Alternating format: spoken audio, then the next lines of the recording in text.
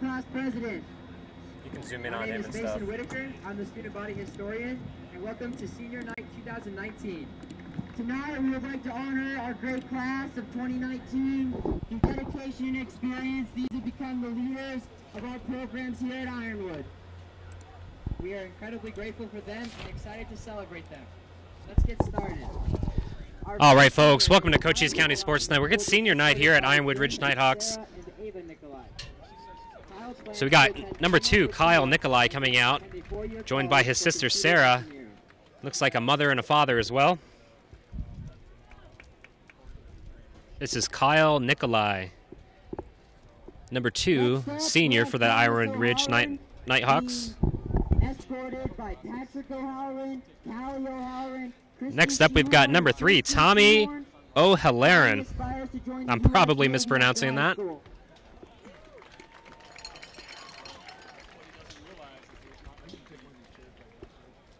Next up, we have Sean Walker, who will be escorted by Kendra Walker.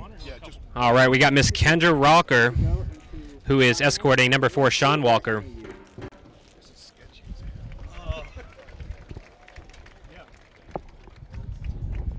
Now we have Copper Wheelander. Next up, we got number 6, Copper Wheelander. Copper would like to pursue a career as a nurse or a fireman, and he plans to go to NAU. Looks like he wants to be a nurse or a fireman when he grows up.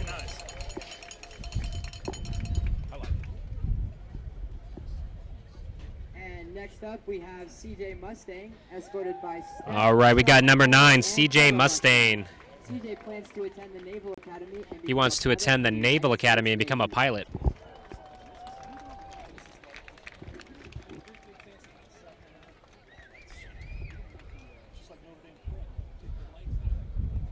Next, we have James Terry being escorted by his parents, Rita and Bobby.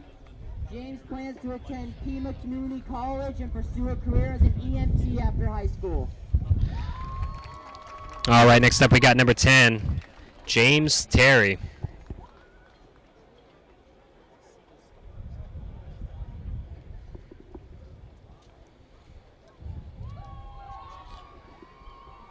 Next up, we have Nathan Grijalva, escorted by Abe and Becky. All right, now we have Nathan Grijalva, number 12 for the Ironwood Ridge Nighthawks.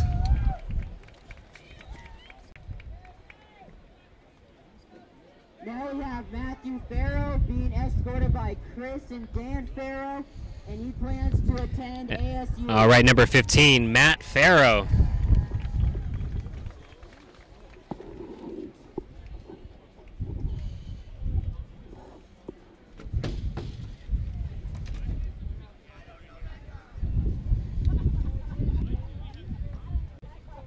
Next up, we have Demetrius Ramirez, escorted by Jasmine and Javier Ramirez. Demetrius plans to go to study... Next up to the altar is number 17, Demetrius Ramirez.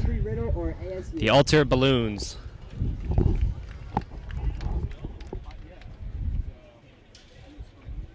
Now we have Isaiah Olalde being escorted by Elise and Jose Olalde. Got number 18, Isaiah Olalde. Isaiah plans to become a vet after attending the U of A. Wants to become a veterinarian.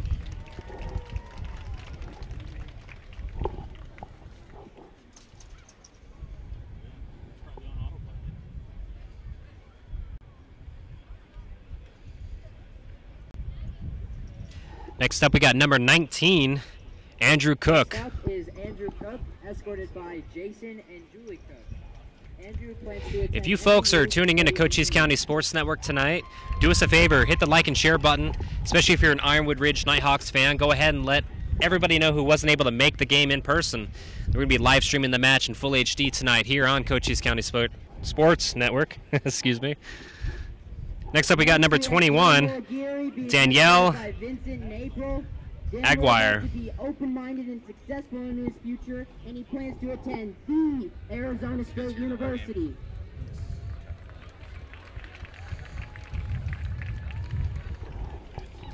He's followed by number 23, Jonah Martinez.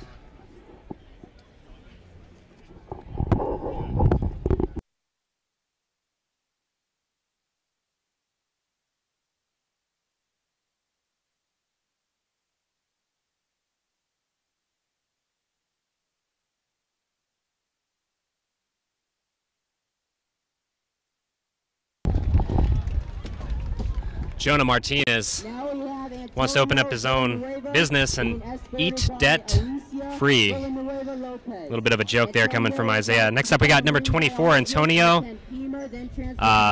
Villanueva.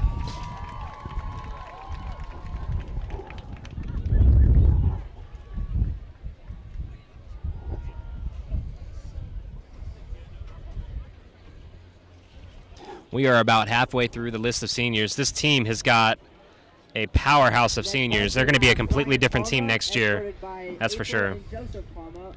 Number 28 is Rian Palma. University of Arizona or NAU.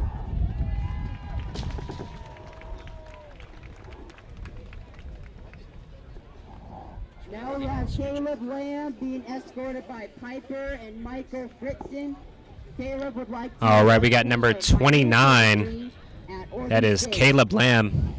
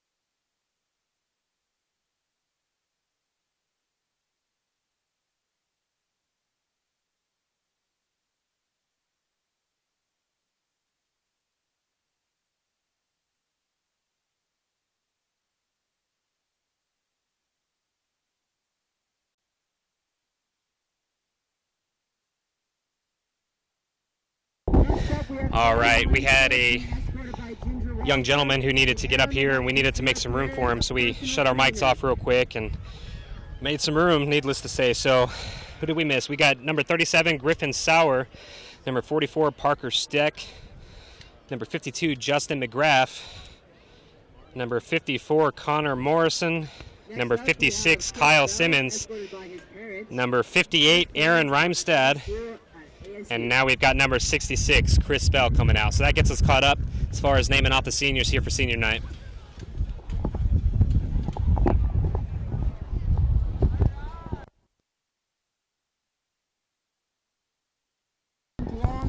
All right, next up we got number 67, Mitch Gardner. His aspirations are to help the planet. Nothing else more specific in terms of future career goals or anything like that, but a noble cause to strive for nonetheless.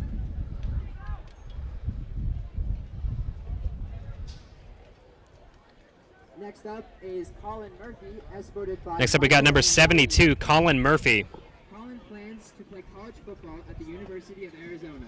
And he plans to play college football for the University of Arizona.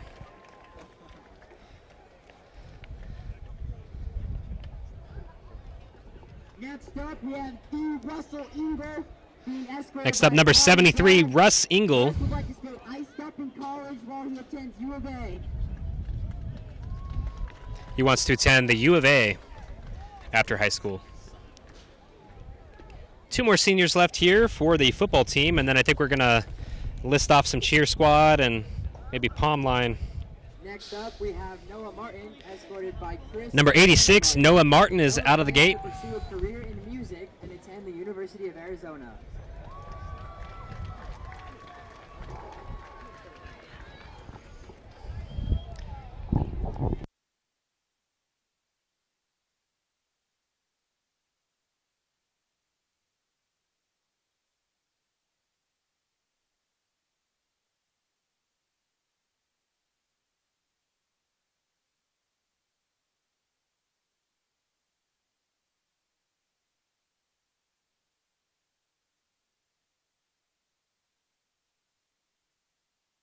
All right, so next up we got the 2019 cheer squad. First out is Michaela Altfillisch. That is spelled Altfillisch. I will let all of you folks back home take your best stab at how that's pronounced. The crowd's going wild, though, for it nonetheless. Cheerleaders are usually pretty popular. Next up we got Cecilia Gomez.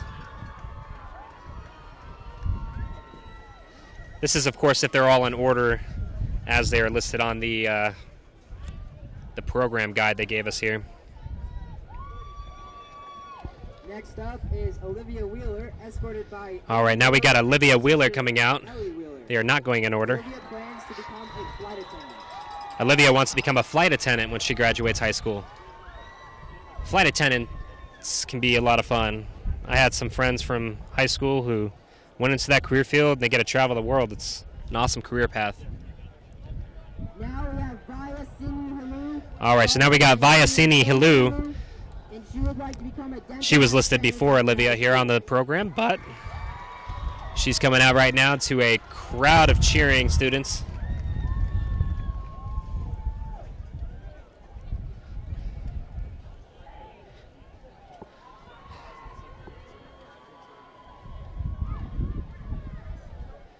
From our athletic training department, we have Erica Baird, escorted by her parents, Patricia and Mark. We've got Erica Baird being escorted by her mother and father, and it looks like maybe a brother, boyfriend, or something like that. She is part of the sports fitness program here at Ironwood Ridge Nighthawks.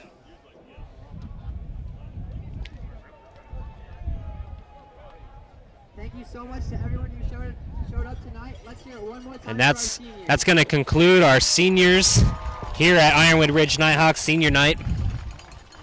Now it's almost game time, folks, so we will be right back here at halftime to honor Band, Palm, and Stugo. Go Nighthawks! All right, so during halftime they're going to be honoring Band and Stugo.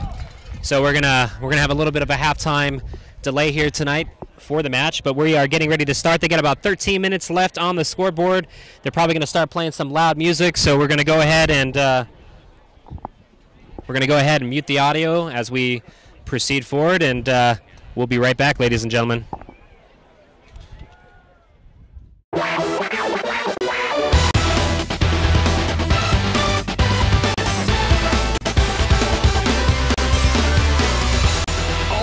Sports fans, welcome to Cochise County Sports Network. Tonight's live broadcast brought to you in part by La Ali Automotive Group for all your new and used car needs. Jeff and Gina Lane of Edward Jones Investments, making sense of investing. Apex Network Physical Therapy, come heal with us. Cochise Lock and Safe for all your lock and safe needs. Check out the Leon team of Nova Home Loans, the highest rated lender in Cochise County. SSVEC, owned by those we serve.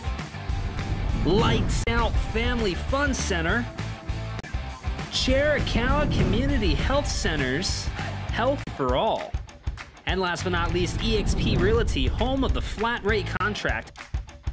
Tonight we have the boys varsity football team traveling to Ironwood Ridge Nighthawks. Live and in full HD, only on Cochise County Sports Network.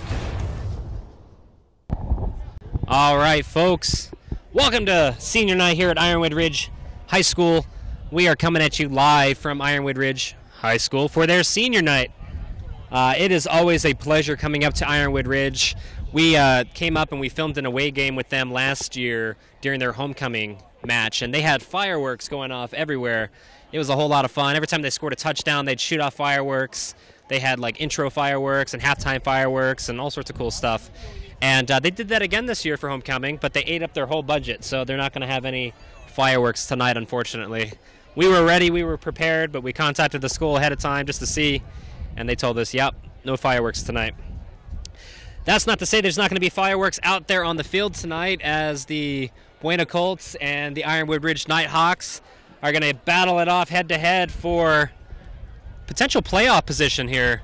The Colts are coming in at 5-4, and I believe that the Ironwood Ridge Nighthawks are 4-4. So both teams are having an excellent season. They're pretty evenly paced. It was a very exciting match last year on homecoming, so it's going to be a lot of fun. So just stay tuned. We're going to go ahead and mute our audio here real quick, and we'll be back shortly.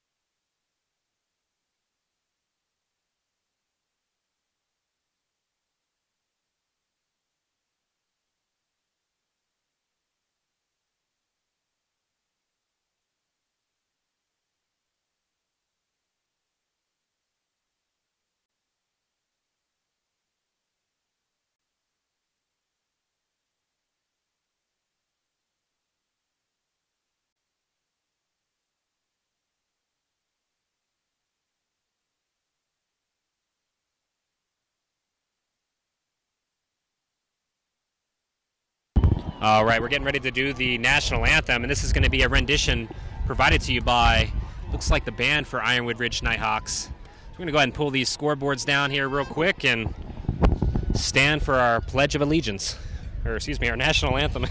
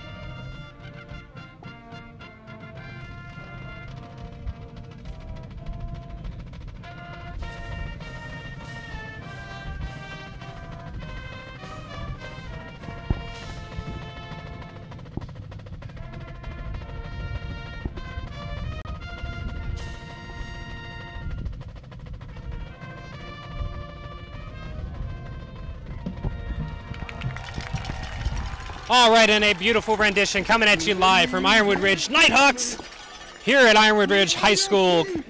We are getting ready to have our Ironwood Ridge Nighthawks come out and break through their tape and run onto the field. This is their senior night. They are high charged. The stands are packed, and we are ready to go, ladies and gentlemen.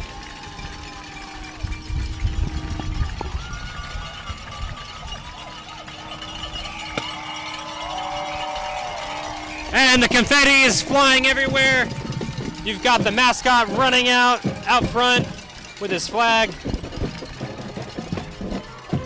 And these Nighthawks are looking very excited to get out on the field and get this game going. Across the field, you guys can see Buena, our awesome team from Sierra Vista, having their winning season coming into this match tonight at 5-4. And they look reserved and ready, to say the very least. All the officials out there on the field, you got quite a few of them. This is surely to be a game with lots of penalty calls if it's anything like the rest of the season's been for us. All right, ladies and gentlemen, Cochise County Sports Network coming at you live from Ironwood Ridge High School. We'll be right back after this message.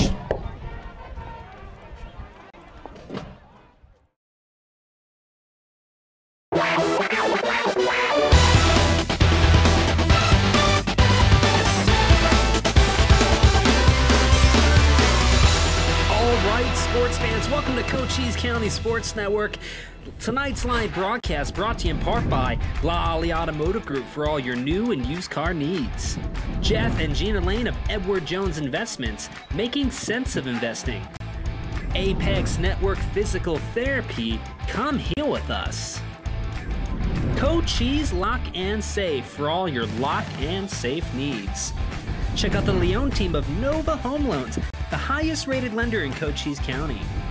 SSVEC, owned by those we serve. Lights Out Family Fun Center. Chiricahua Community Health Centers, health for all. And last but not least, eXp Realty, home of the flat rate contract. Tonight we have the boys varsity football team traveling to Ironwood Ridge Nighthawks. Live and in full HD, only on Cochise County Sports Network.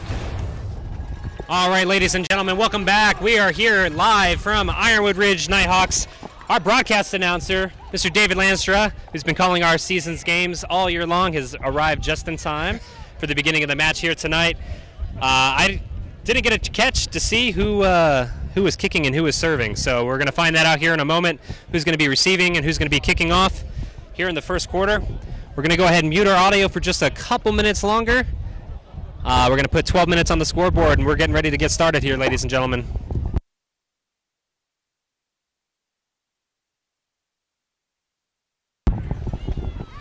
I have rosters if you need them.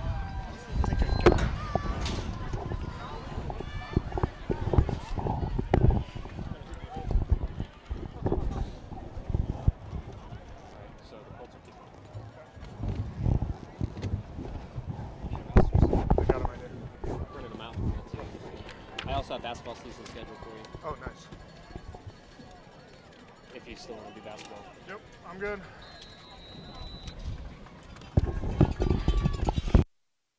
Hello, everybody, and Cody Pilsner with the kickoff. It's fielded at the 5-yard line. Fake reverse by the Nighthawks, and he finds a nice seam up the middle, but he's met at the 20 by number 24 of the Colts, and that's where the Nighthawks will take over on this first possession of this very important section game. Both teams come into this game 2-1 in their section. Cienega's leading the section at 3-0, so they're probably going to run away with that sectional bid to the playoffs, but both these teams are trying to fight to get into that 8-seed at-large bid format, and that first step happens here tonight, coming away with a win.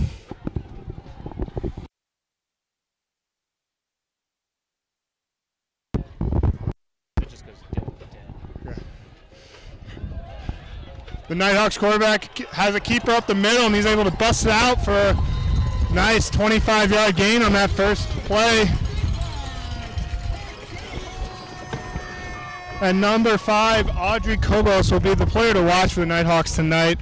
He is their leader, obviously, in passing yards from the quarterback position. He's also their second leading rusher coming into the night's game. So the Colts have to find a way to slow him down. And again, he takes it up the middle, but this time he's met by Timothy Jones for a stop and a short gain. With the 2-yard gain. Second down, Nighthawks.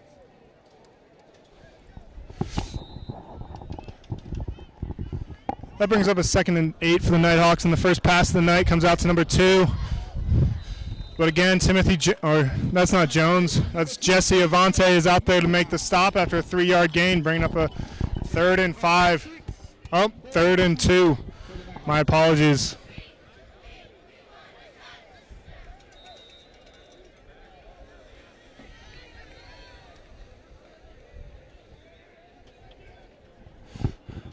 And it gives up the middle.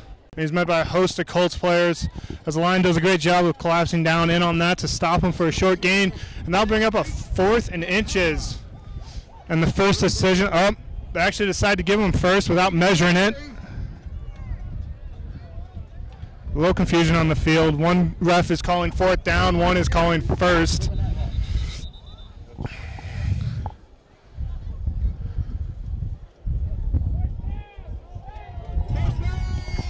And they do end up giving him the first down, and that'll set the Nighthawks up with a first down in Colts territory on the 45-yard line.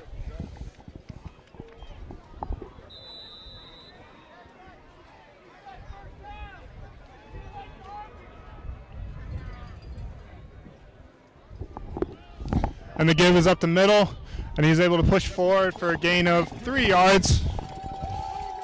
Approximately 2-yard gain on the play. Second down, Nighthawks. And that gives us the number 12, Nathan Gravalier, a senior running back for the Nighthawks, who comes in as their leading rusher with just over 900 yards on the season. He's able to break free on this one, being tracked down by Timothy Jones after an 8-yard gain.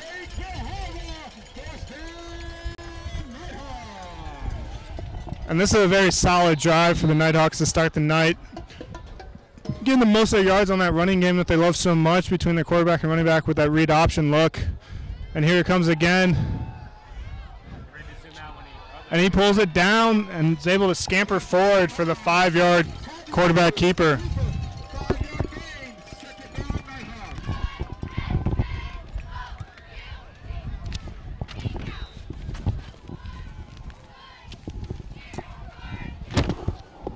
Last week the Nighthawks took on Sunnyside and they came away with a 29-12 win. And they're trying to keep that momentum going here tonight as, again, the quarterback takes it up the middle for another 10-yard gain, and that's another first down.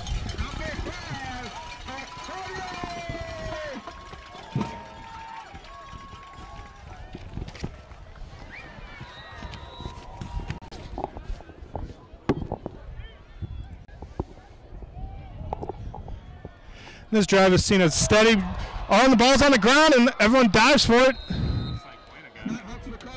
And it looks like the Nighthawks are able to recover to mitigate the damage of that, bringing up a 2nd down and 10 from the Colts 20-yard line.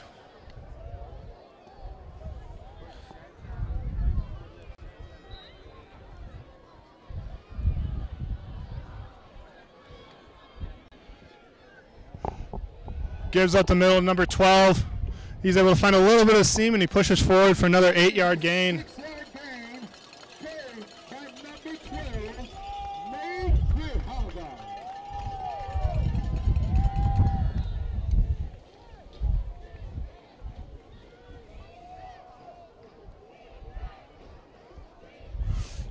Brings up a 3rd and short, and the pass is off the receiver's hands, and Garrick had a chance at that, but he wasn't able to adjust to the tip ball, and that'll bring up a 4th and 4. And we'll see what the Nighthawks have here. If they trust their field goal kicker to kick it would be about a 33-yard field goal. And looks like they're actually going to go for it, keeping the offense on the field, and the quarterback rolls out to the right. And he is brought down short by a great play by number 7 of the Colts. And that'll force the turnover on downs, giving the ball to the Colts offense.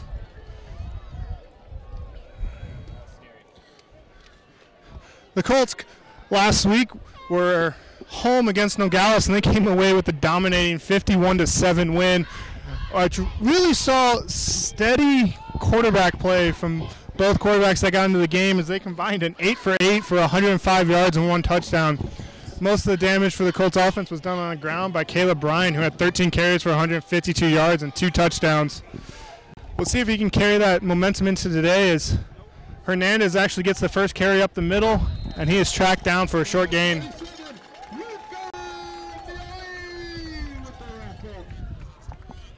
It's interesting to see Hernandez on the field for the first drive. We'll see if that we'll see when they decide to bring Caleb Bryan into the game. I guarantee you we will see him at some point as the Colts come out with a 3-wide set. Gio looks over the middle, and Jesse Avante is able to adjust the tip ball and carry a few defenders forward for a 20-yard gain and a Colts first down.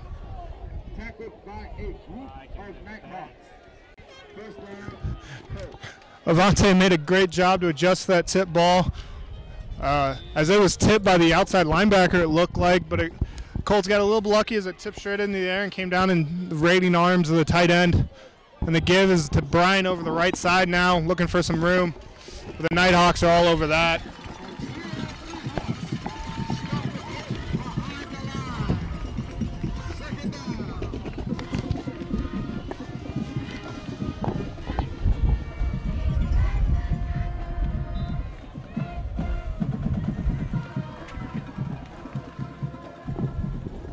That'll bring up a 2nd down and 10 for the Colts as Gio comes out with a 4-wide set, 2 on each side. Hernandez joins him in the backfield.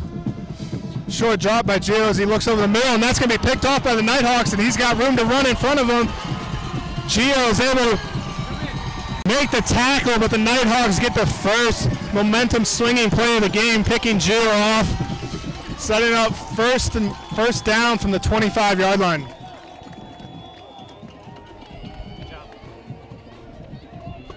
And that's really the mistake that Gio stayed away from for the last few weeks.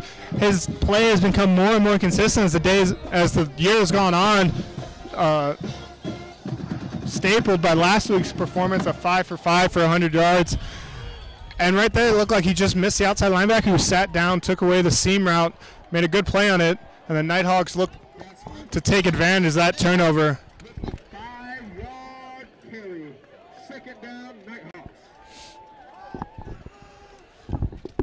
All right, folks, do us a favor. If you're watching on Facebook or YouTube or wherever else, hit that like and share button. Let everybody know you guys are tuning in live on Cochise County Sports Network.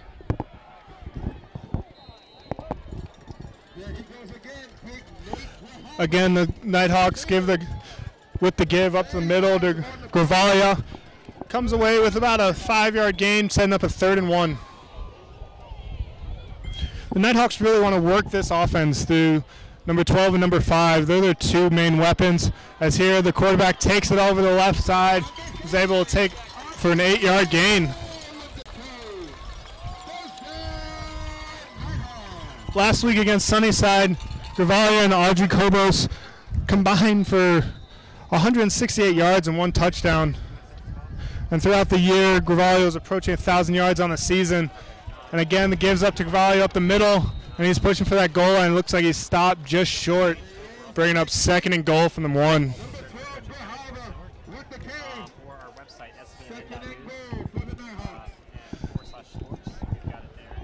This is a 2nd and goal. They'll stay in their shotgun look, giving it to Gravalia up the middle, and he's untouched in for the touchdown.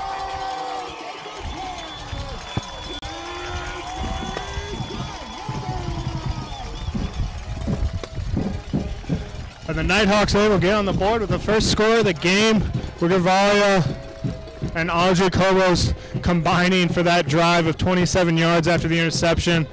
That's exactly what you want to do after a turnover. Quick scores, keeping the momentum squarely on their side.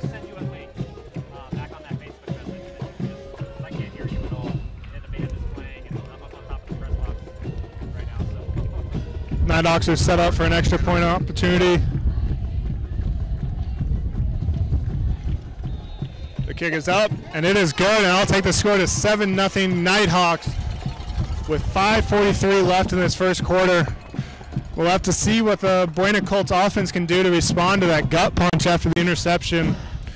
The Colts were driving nicely there. Unfortunately, Gio just missed the zone coverage, throwing it to the outside linebacker as he's looking for Caleb Bryan on the seam route up the middle. If they can stay away from those mistakes all night, this will be a close game.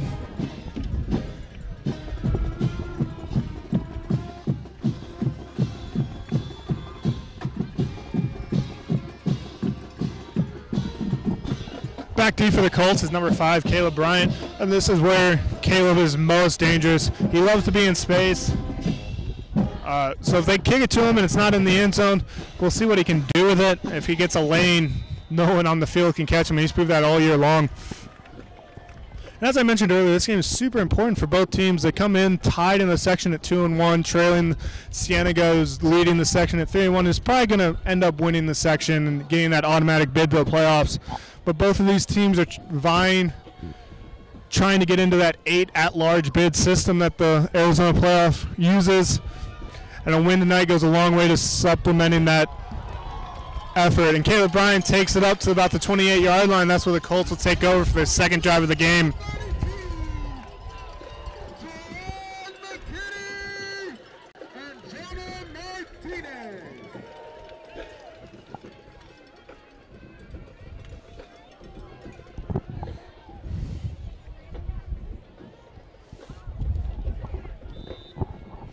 As we start this second drive for the Buena Colts, we'll see what kind of changes Coach Thomas is looking to make after that stalled first possession. And it's a quick pitch out to Bryant, who's been their workhorse all year, and he's able to take it forward for 6 yards. That's number 47. With the tackle. And Caleb Bryant and Timothy Jones have really been who the Colts have looked to steady their offense all year. They're their leading rushers coming in. Bryant's only 20 yards shy of 1,000 yards on the season. Jones comes in averaging right at 6 yards a carry. They're the two workhorses in the backfield, and they'll be looked to feed them a lot tonight as Caleb takes another handoff around the left side, but the end's able to get out there nicely, number 52 for the Nighthawks, and takes him down for a 2-yard loss. Okay, so the school district for the Tucson Unified School District still hasn't signed our broadcast rights agreement. So if you're calling about Tucson Sports Network, that's why you're not finding the game, because we don't have a game up right now.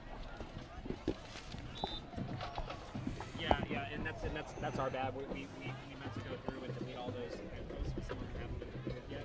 And literally, it's just the contract is literally sitting right there in Tucson Unified School District. And Joe is in the shotgun position with 2 wide.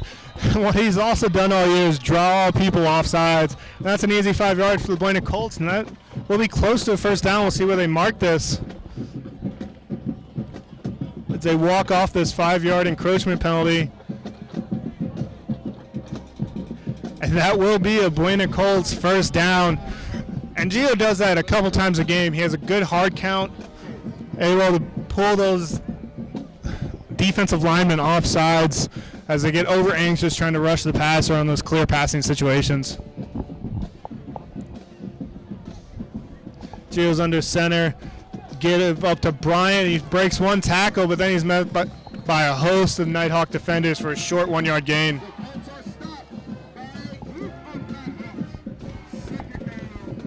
The Colts really haven't been able to get that rushing attack going in these first 2 drives. The Nighthawks defensive line are doing a great job of really hunkering down in the middle, and then their ends are staying home and not letting Bryant find that room on the outside that he's so great at exploiting. And here the Colts come out in their 3-wide set with Jones in the backfield, and Jones takes the handoff, breaks the first tackle, but he's wrapped up by number 47 for a short 2-yard gain. Now bring down to 3rd and 6 for the Colts. And again, we're going to have to see Gio throw the ball and see if he can use Garrick or young Schwinoff, his 2 very talented wide receivers. Gio's up under center with a 2-back look. Fakes the Bryant up the middle as he's rolling out right. There's a flag on the field, and what's normally a holding situation, Gio sacked. That was good pursuit by the Nighthawks defender, number 6, to come away with the 5-yard sack.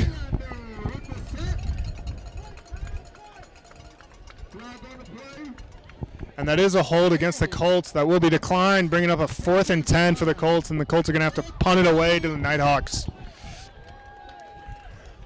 The Colts are going to have to come up with something here, some kind of momentum-changing play.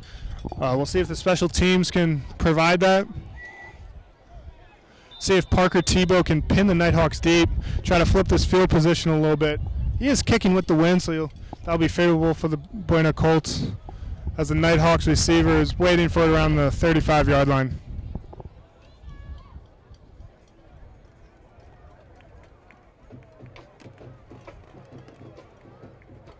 Tebow gets off a really good kick, pushing the Nighthawks receiver back to the 15. There's a good block. And he finds an edge out here on the right, makes the one guy miss, and he's still going. He only has Parker to beat. And the Nighthawks, number 2, is able to take it all the way to the house for a touchdown, but there is a flag on the far side of the field. We'll see what the flag is for, as this might be coming back. That was thrown right around the line of scrimmage.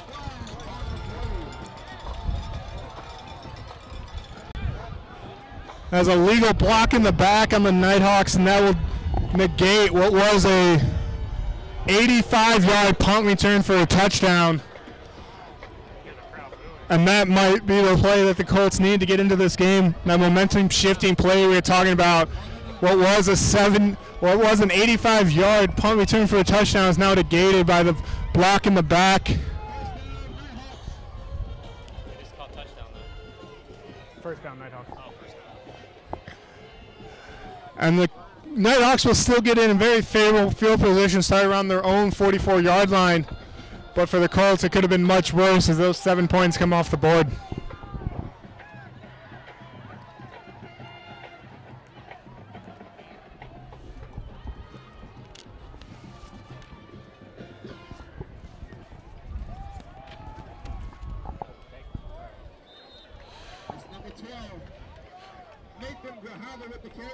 Nathan Grahavla with the carry, picking up around 5 yards, setting up a 2nd and 5. And be prepared to hear his name all night long. The Nighthawks like to feed him and feed him a lot, and they give it to him again up the middle, finds another seam and pushes forward for an 8-yard gain.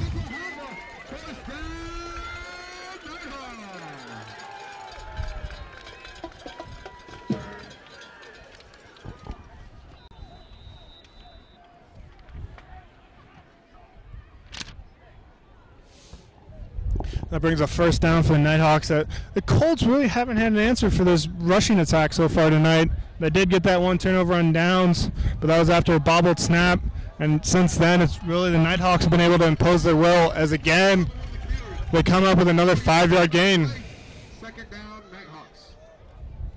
The Colts got to figure out something to get the Nighthawks off schedule, get them behind the chains a little bit, force quarterback to throw the ball a little bit. He's only attempted one pass tonight. And again, it's another bobble snap, but he's able to come up with it, and he creates up the middle and comes away with a 15-yard gain.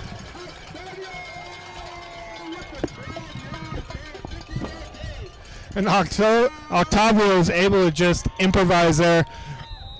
I'm not sure if he was trying to give the ball off or not, but he bobbled the snap, and then he just found his own hole, pushes forward for a 16-yard gain. Now he's rolling out left. But he is tracked down by Timothy Jones, and Jones comes away with the first sack for the Colts tonight.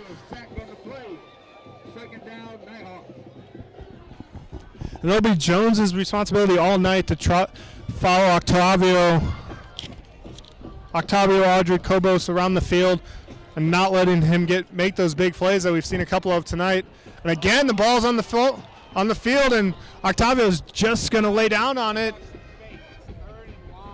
And that'll bring up a 3rd and 21 after the 10-yard loss.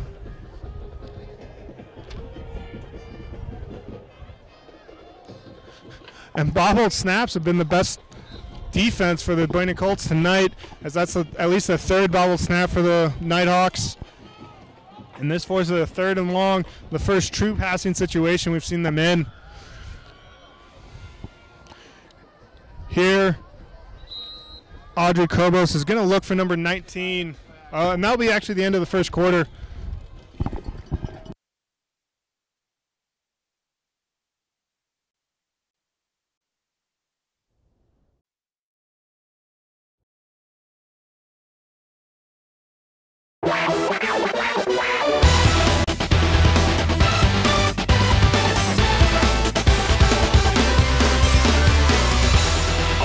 Sports fans, welcome to Cochise County Sports Network. Tonight's live broadcast brought to you in part by Lally Automotive Group for all your new and used car needs. Jeff and Gina Lane of Edward Jones Investments, making sense of investing. Apex Network Physical Therapy, come heal with us. Cochise Lock and Safe for all your lock and safe needs. Check out the Leone team of Nova Home Loans, the highest rated lender in Cochise County. SSVEC, owned by those we serve. Lights Out Family Fun Center. Chiricahua Community Health Centers, health for all. And last but not least, eXp Realty, home of the flat rate contract. Tonight we have the boys varsity football team traveling to Ironwood Ridge Nighthawks. Live and in full HD, only on Cochise County Sports Network. And we're back, and Octavio is able to pick up another bobbled snap, and he takes it forward for an 18-yard gain, setting up a 4th and short.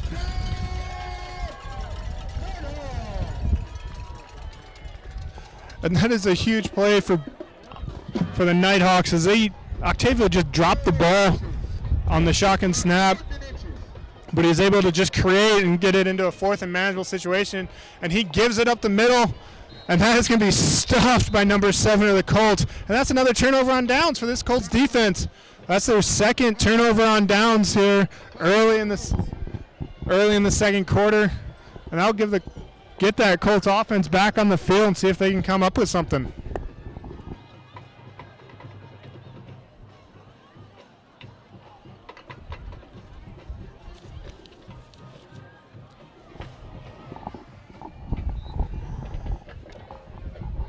The Colts really need to figure out their identity for this game.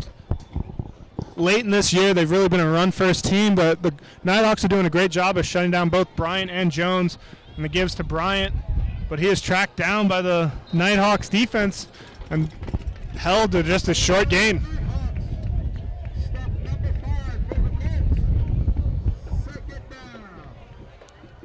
The Colts are going to have to find some room for Bryant to operate in, but that Nighthawk defensive line is just shooting gaps, staying home, not biting on those fakes that the Colts like to run with Jones and Bryant in the backfield. And the gives to Jones over the left side, but he's met by 3 or 4 Nighthawk players, but Jones uses his power and pushes it forward for a 4-yard gain.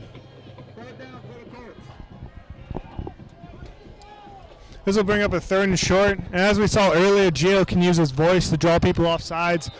We'll see if they try to go with that again here right on this play, or what, if they roll Gio out, because we've seen Gio likes to improvise with her legs a little bit, so he rolls out here, especially down here to the right side with this 3 wide receiver set with Bryant and Garrick.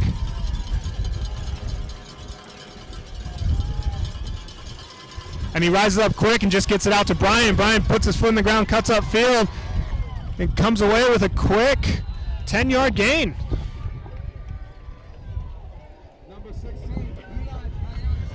And right there, the Nighthawks didn't bring 3 defenders out to cover up those 3 wide receivers, so Jail just rose up right when he got the snap, hit Bryant on the quick hitter.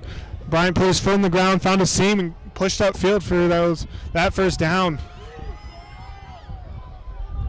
Gives to Jones, and he has a little bit of a hole, breaks the first tackle, and then just takes a gang of Nighthawks players with him and picks up 6 yards. This is exactly the situation the Colts like to be in. They're in front of the chains, 2nd and 4. The entire playbook is open to them. They can throw the ball, they can keep it on the ground. They can try it, even maybe like a end around or something like that. See, open up the playbook a little bit. Steele's in the backfield with Jones and Bryant, and Gibbs goes to Bryant. And he's yanked down after a 4-yard gain. But that's enough for a first down. And this is the Colts' most sustained drive of the game so far. Pushing it out to their own 47-yard line. Keeping control of the ball for about 4 minutes here in this second quarter. And this is what we've come to know and love about this Colts team late in the year. They like to run the ball. They like to control the tempo. And that's exactly what they're doing here on this drive. Jones takes the handoff and just pushes up the middle for 3 yards. It's nothing pretty. It's nothing sexy. It's just a quick hitter to the fullback up the middle. And it works for the Colts with their big back.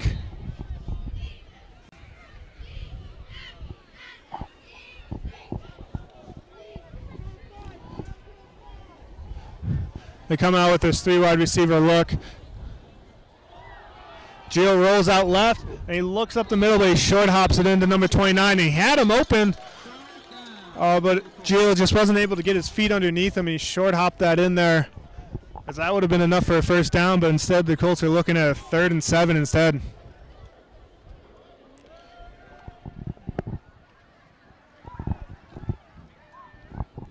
So I'll bring up a crucial 3rd down for the Colts, already down 7-0 with 8 minutes and 30 seconds left in the second quarter. They're right there on midfield. Gio's in the backfield with Jones, has trips down here on the right. Gio actually steps up and he finds a little crease, makes a one-man miss, makes another man miss, and then he gets down after a good 10-yard run and another Buena Colts first down. And that's just Gio showing his creativity. The play breaks down. He's not able to find an open receiver, but he finds a crease instead in that defensive line, and he takes advantage of it, and he makes the first set of linebackers miss, and that's what got him that first down, pushing the Colts into their opponent's territory for the first time tonight.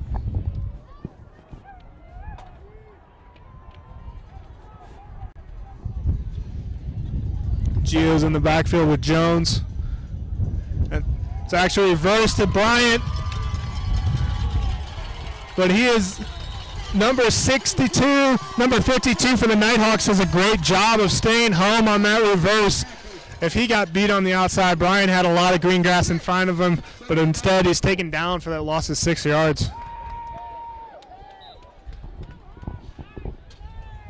The Colts opened up their playbook a little bit there, showing an option look down here to the right, and then Bryant coming over the top on the reverse look.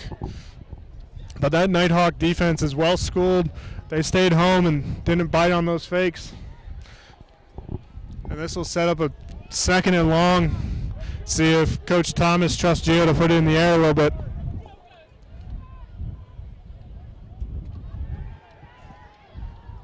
Gio finds Garrick over the middle. That's a great throw and great catch on the post over the top, and that's good for a 20-yard completion. Another Buena Colts first down.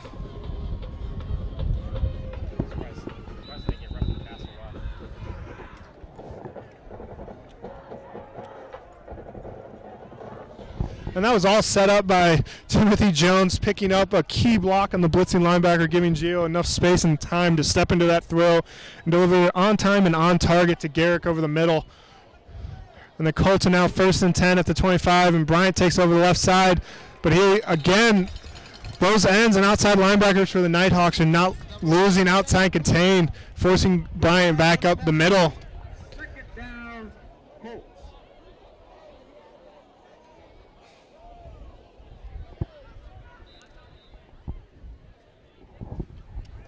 So that brings up a 2nd and 12 for the Buena Colts as they're around the 26-yard line of the Nighthawks. Gio's in the backfield with Hernandez. 3 wide receivers. 2 spread up top, 1 down here on the near side that's just out of frame. And the handoff goes to Hernandez, who makes a good cut to get to the outside. And he's taken down after a 6-yard gain. Number 14 for the Colts, left by number 9, C.J. Mustang. 3rd down, Colts. And I'll bring up a 3rd and 7 for the Buena Colts, as that was a very solid run by Hernandez. He doesn't get a lot of touches in the backfield, but when he does, he's really effective with them. He's right up there with Jones, averaging right at 6 yards per carry. And he's a good back to get in there when you're trying to give Brian a little break, because Brian does play both sides of the ball and on every special teams. So it's nice to have a player like Hernandez who can step in and you're just as confident with him to give him the ball. And this one goes to Jones up the middle, and he's just powering ahead, pulling half the Nighthawks defenders with him as he comes away with a 15-yard gain. And that'll bring up 1st and goal for the Colts.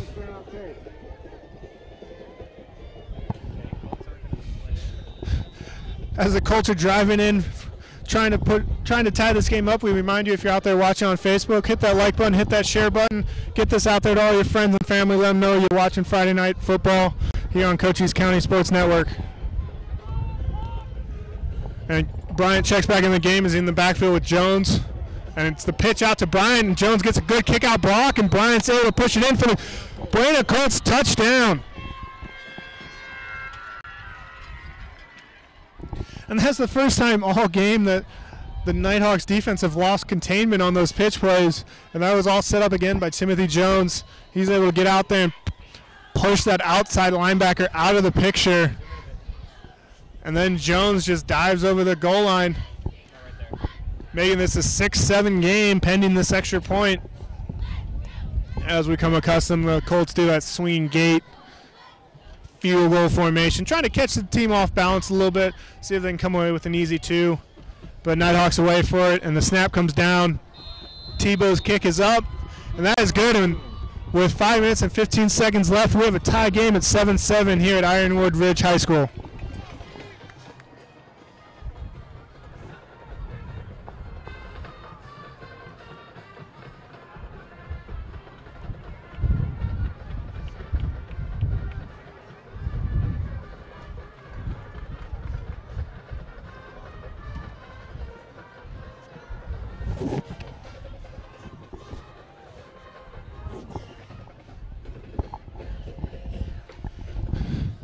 Cody Pilsner is getting ready to kick the ball away for the Buena Colts. The Nighthawks have two guys deep. And Cody's kicking into the wind here, and it's a low driving kick.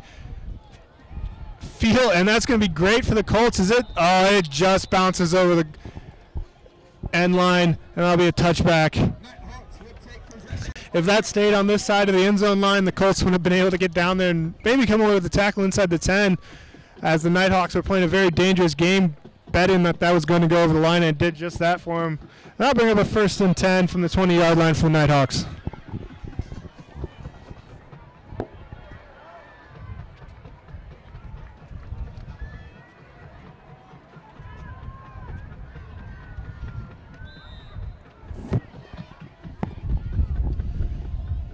The Nighthawks come out in their shotgun offense formations. And really, it's been all about the run game for them, as they're already over 100 yards rushing for the game.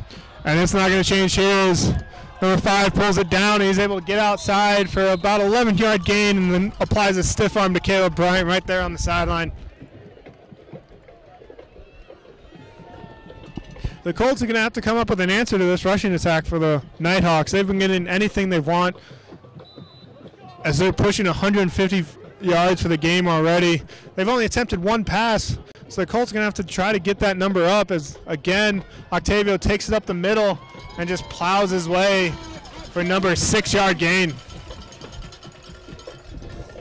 5-yard gain. Second down, Nighthawks. Now we have a 2nd and 4. And again, for the Nighthawks, the entire playbook is open, but I would be surprised if they take it off the ground. Octavio again takes it up the middle, and he's met by Timothy Jones, but he's able to break away. And then he's corralled by Jesse Avante, but not after another 6-yard gain, and that's a Nighthawks first down.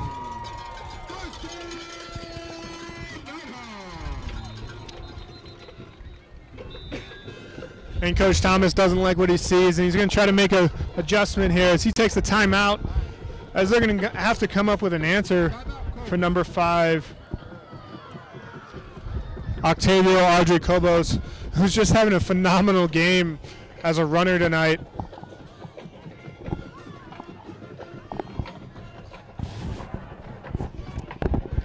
All right, folks, we have tons of you guys tuning in right now.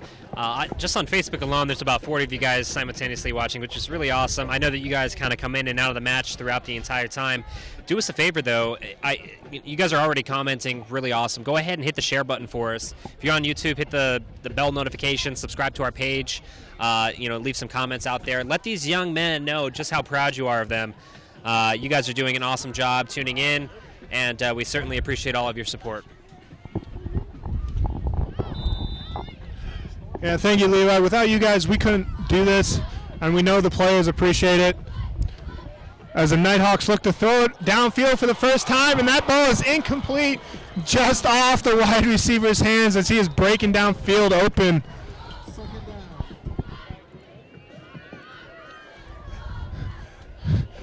It looks like it was a slight blown coverage for the Colts there, as number 2 for the Nighthawks was running free down the field. But the ball just fluttered a little bit, and it was incomplete, but there was a penalty on the play. And that'll be a 15-yard roughing the passer call. And that'll be a first down for the Nighthawks inside Buena territory. And these are the kind of mistakes Buena's been really hurt with all year. They get a little bit of momentum on their side, and then a penalty goes against them, shutting all that momentum down. And now the Nighthawks are right back to that rushing attack as Gravalia takes it up the middle and comes away with a 10-yard gain.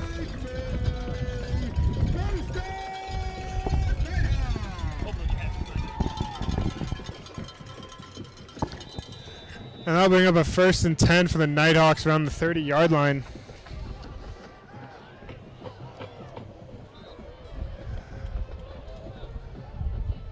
And that play was outside for a 2-yard gain for the Nighthawks. I'll bring up a 2nd and 8.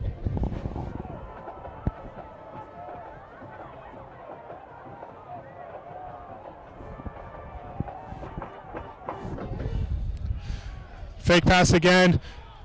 And Octavio finds a hole up the middle, and he's breaking free, but he is just tripped up by Jesse Avante as a shoelace tackle saves the touchdown, but not before a 15-yard gain, and I'll bring up a 1st and goal.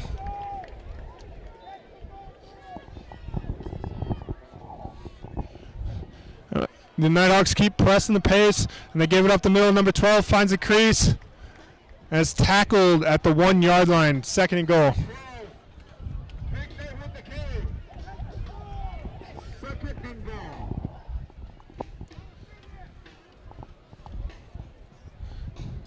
As you notice, the Nighthawks, they use a no-huddle offense. They find something they like, and they'll just keep exploiting it all the way down the field, and they really like their matchups right now.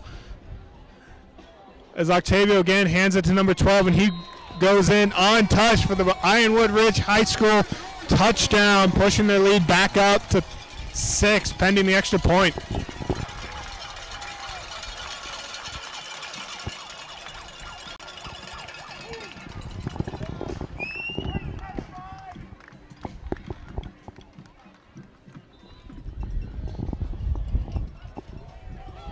And that drive was pretty much all on the ground as there's 7 rushing attempts for 57 yards, and then Octavio was 1 for 2 for 2 yards. As the extra point is added, pushing that lead to 7, and with 3 minutes and 26 seconds left, is the Nighthawks 14 and the Buena Colts 7.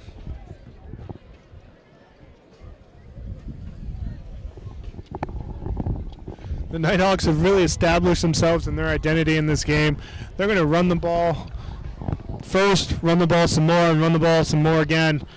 And the Colts are going to have to come up with something to keep the ball out of Octavio's hands. That's really tough to do when the best athlete on the field is the quarterback.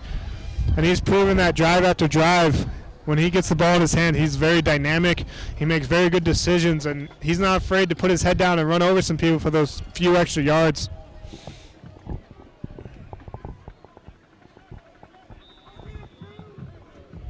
Caleb Bryan is waiting deep for the Buena Colts. He's settled around the 5-yard line waiting for this kickoff.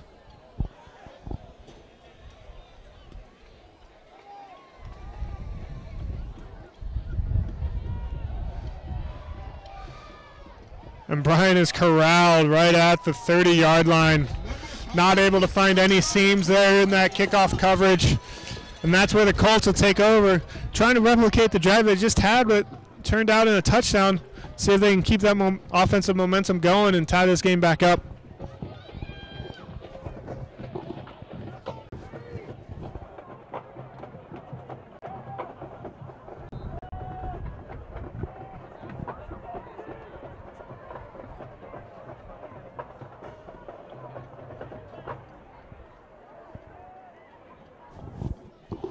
As the Colts offense comes out here with 2 wide set. And Caleb Bryan's actually in the Wildcat formation with Gio on his right. And the give goes to Jones up the middle. And he's able to fall forward for about a gain of 3 yards. That's a little wrinkle we haven't seen much this year from the Colts. Putting Bryant in that Wildcat position with Gio over his right shoulder. And that's really interesting. I want to see what they do with that the rest of the night. If they have a play call in there to hand the ball to Gio. And again, we see Bryan in the Wildcat formation. Gio's now on his left. Jones on his right. And the handoff does go to Gio. And he's looking for Garrick down the right sideline. Garrick goes up and he's able to make the catch over the defender for a 35-yard gain for the Buena Colts. And that puts the Colts into positive territory. And that's exactly what we're talking about on the previous play. I wanted to see if they had a play in there where Gio took the handoff from his running back position. And it looked like the Nighthawks actually had it very well defended. The corner stayed on his man. But Garrick just proves what kind of athlete he is as he goes up and over him and he uses his strong hands to hold on to it. It takes it through the ground. They keep Bryan at the quarterback position. And he goes out left. He finds a seam, cuts it up for 9 yards. Number 47, Luca with the tackle. Second down, Colts.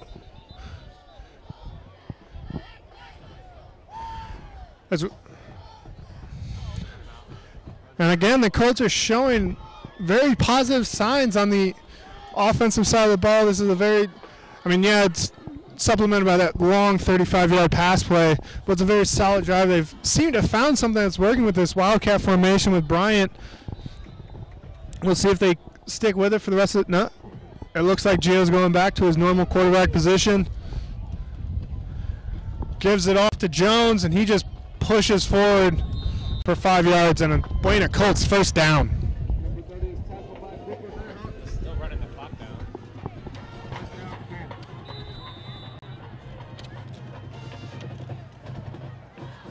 Supposed to stop it. As the clock goes inside 2 minutes left in this second quarter, the Colts are driving as they're at the 24-yard line. Gio options out to the right with Bryant, and Bryant cuts it up, but he is met by 2 Nighthawk defenders and held to a no gain. The Nighthawks played that option play wonderfully. They had one guy in the quarterback, and they actually had two guys on the pitch man, and Brian just wasn't able to find any space for himself. And I'll bring up a 2nd and 10 from the 24-yard line for the Colts with 1:18 left here in the first half. Trying to tie this up before the end of the half, going to the locker room with a lot of momentum on their side. Gio takes the snap, he's looking left, and he throws it up to the left corner, and that'll fall out of bounds as he's looking for Garrick again over the top. But the Nighthawks defender did a great job of pushing him inside to where he had the help. The Nighthawks played safeties over the top helping, and the corners know if they can push him inside, they'll have help deep. And that's exactly what happened, and Gio tried to throw it outside, and Garrick just didn't have enough time to get out there and make the catch. And I'll bring up a 3rd and 10 for the Colts.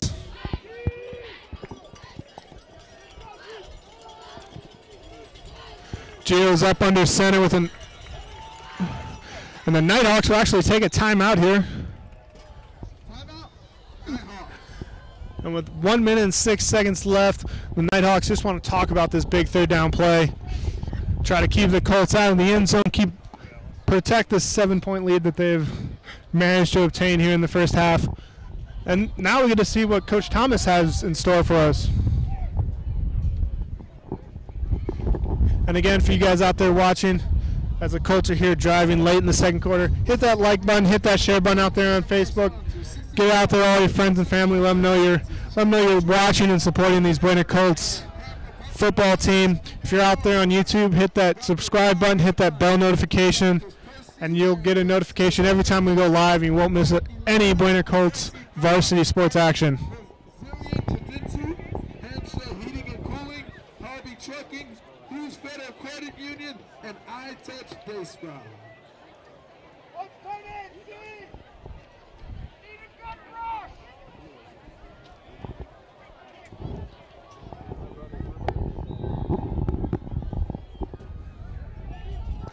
And we're back here for this important 3rd down play. Gio's up under center with an offset look in the backfield.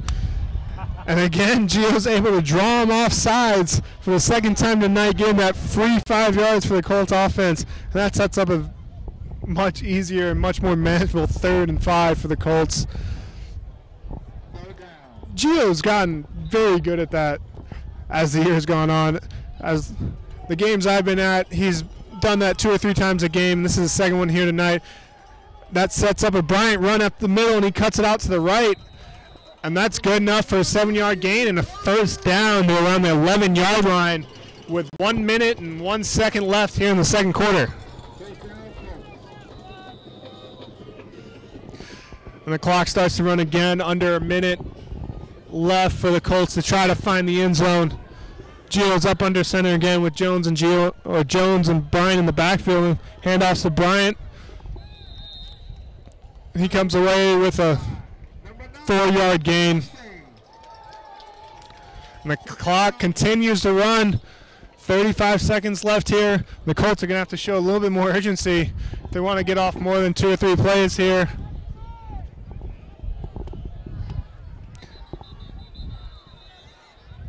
And now Coach Thomas decides to take a timeout.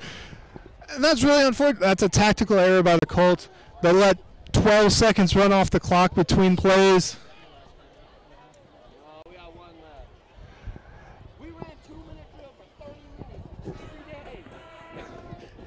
And that's really, you can't have that here at the end of the half. You want to conserve as much time as you can to get as many plays off as you can. And letting those 15 to 20 seconds run off between plays before you take the timeout is just, you can't have that here. It's 2nd and 6 at the 7-yard line, so they can get a 1st down without scoring. And they're going to have to push it. It's going to have to be pass attempts only if they want to save that timeout to try to set up the field goal attempt if they can't get it in the end zone.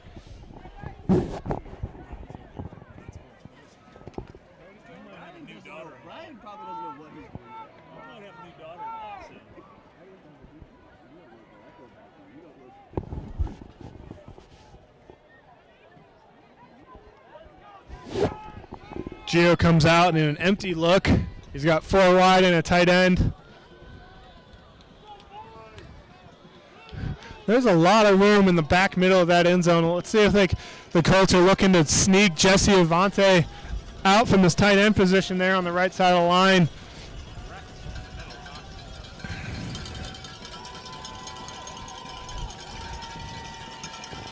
As we're waiting now to get this play started, the refs are just having a chat with a couple of Nighthawk players.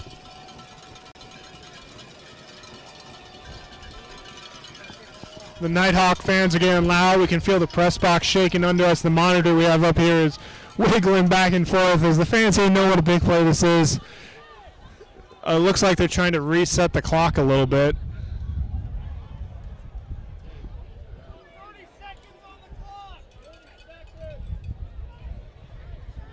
30 seconds on the clock. There it goes. And the refs were just trying to get the attention of the press box up here to get 30 seconds back on the clock, and that's exactly what they do. Colts have 30 seconds to work with, one timeout. 2nd and 7 from the 8-yard line. Gio drops back, and he looks out to the left for Bryant. Bryant goes up, and that's incomplete. As Bryant's looking for a flag that he's not going to get, and that's going to set up a 3rd and 6 from the 7 for the Buena Colts with 25 seconds left here in the half and one timeout. They looked for Bryant there on the wheel route from his slot position as he goes up. And on replay, it looks like it was pretty clean by the Nighthawks defender. He goes up with Bryant at the same time, just scrapes the ball away at the last second.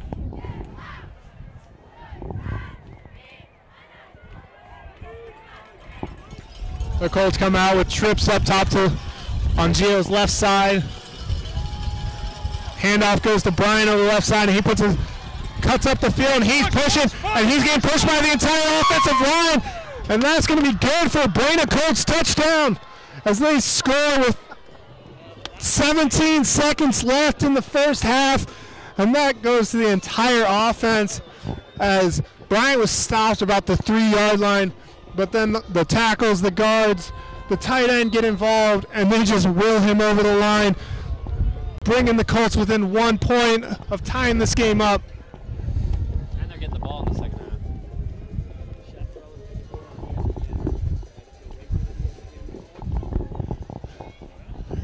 Tebow's on to attempt the extra point. Kick is up, and it is good. And with 17 seconds left in the first half, we have a tie ball game, 14-14, as the Colts battle back and tie it up once again. And they're proving that they're not going to go away without a fight. And this is going to be one heck of a game to watch in the second half.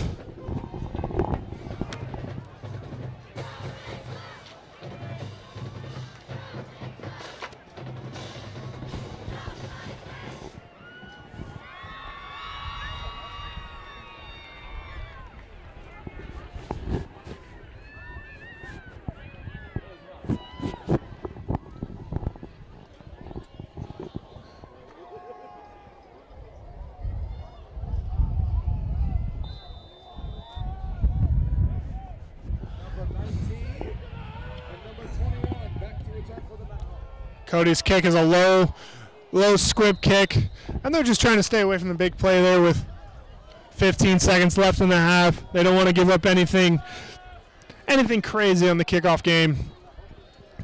And the Nighthawks will take over 1st and 10 from the 35-yard line. I think they have 2 timeouts remaining here. We'll see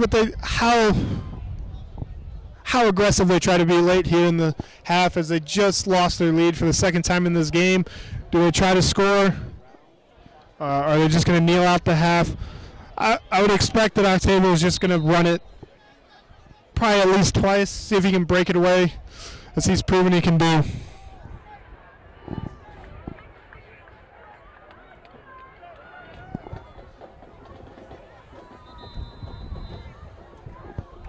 And it looks like Coach Thomas is going to take his 3rd time out of the half. He doesn't want anything fishy to happen here late in the half. So he has the timeout, so why not use it? Use it or lose it, as they say. So he can talk about it, tell his defense exactly what he wants. Play some sort of prevent defense here. Not let any big plays happen with 15 seconds left in this half.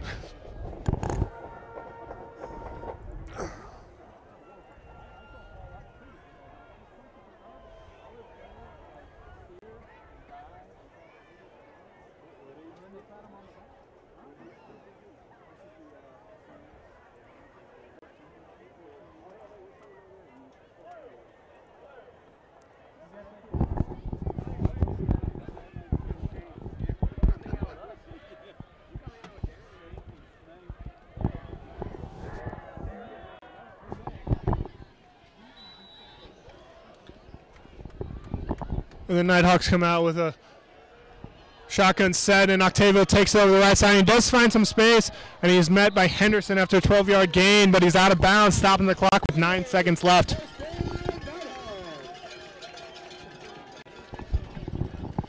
And with 9 seconds left, the Nighthawks can probably get off around 2 more plays here in the half. And that's exactly what I was expecting him to do. Keep the ball in Octavio's hands. He's been their playmaker all night. He's been the catalyst for this offense. And I expect him to carry it here again, see if he can bust off a big play before the half. No, they are going to let him air it out. He has a man streaking up the right sideline, but he just misses him.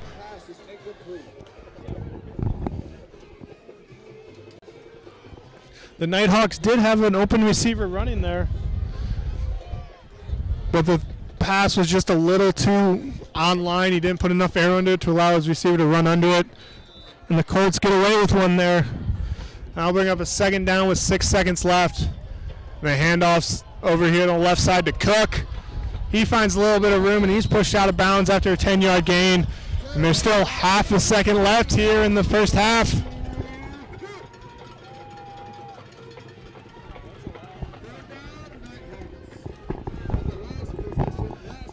And that'll bring up a third down and a short one for the Nighthawks with half a second left here in the first half.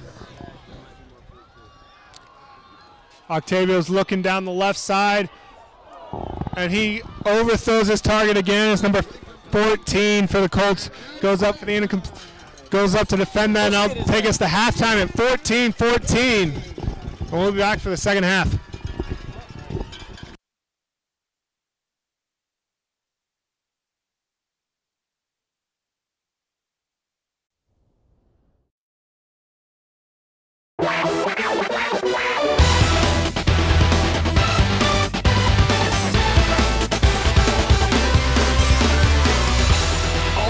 Sports fans, welcome to Cochise County Sports Network. Tonight's live broadcast brought to you in part by Lally Automotive Group for all your new and used car needs. Jeff and Gina Lane of Edward Jones Investments, making sense of investing. Apex Network Physical Therapy, come heal with us. Cochise Lock and Safe for all your lock and safe needs. Check out the Leon team of Nova Home Loans, the highest rated lender in Cochise County. SSVEC, owned by those we serve. Lights Out Family Fun Center. Chiricahua Community Health Centers, health for all. And last but not least, eXp Realty, home of the flat rate contract. Tonight we have the boys varsity football team traveling to Ironwood Ridge Nighthawks. Live and in full HD, only on Cochise County Sports Network.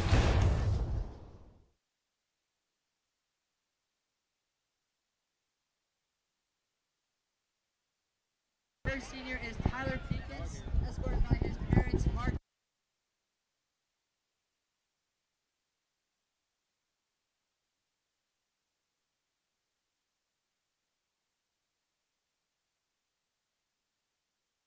Next up, we have Jana Welch being escorted. And we're back here for Ironwood Ridge Senior Night as they're honoring the band. First, we had Tyler Pincus. Second, we had Jenna Welch. Up next is Michael Robillard.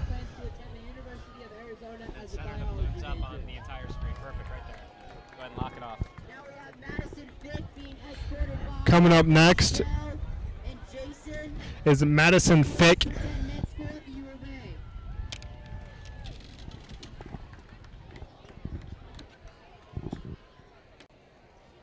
Next up, we have Catherine Coda, escorted by her parents and her sister. Up next is Catherine Coda. As we'll stick here for the halftime presentation of the Ironwood Ridge Seniors. They're honoring the band. And up next we have Lindsay Stogner.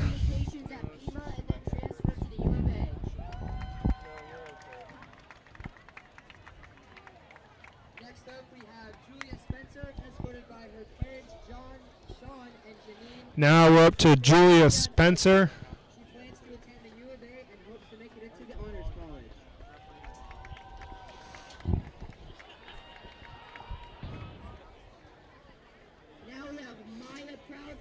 escorted by her mother, Natalie Proudfoot. She plans to attend Western Michigan. Up next, we have Maya Proudfoot.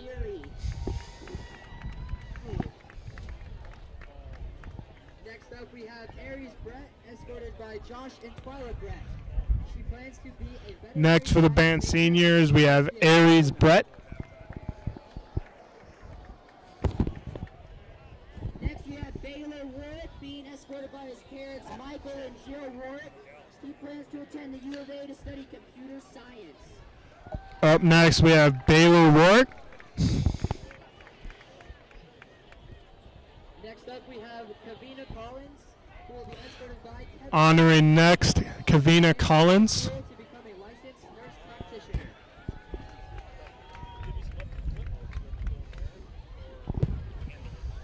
Next, we have Renisa Laus, being escorted by her parents, Feliza Laus and Renee Laus. The next senior to be honored is Reniza Laus. God bless.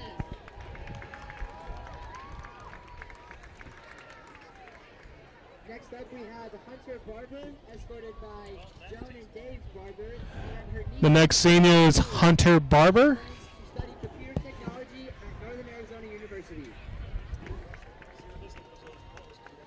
Next, we have Austin Dobias being escorted by David and Irene Dobias. His aspirations are majoring in music at Pima and joining the U of A color guard. Up next is Austin Dobias. Next up is Adrian Marquez, escorted by Steven and Roxanne Marquez. The next senior to be honored is Adrian Marquez. At ASU or U of A. Now we have Alexandra Brennis being escorted by Angela and Dan Kaepernick. She has to study something in medicine. The next senior up is Alexander Brennis.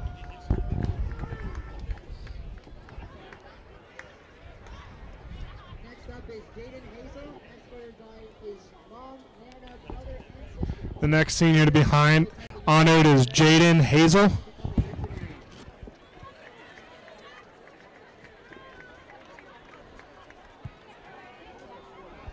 Next we have Jessica Rivas being escorted by her parents, Louise Rivas and Mauricio. Up next is Jessica Rivas. Cosmetology license and wants to pursue a career as a barber.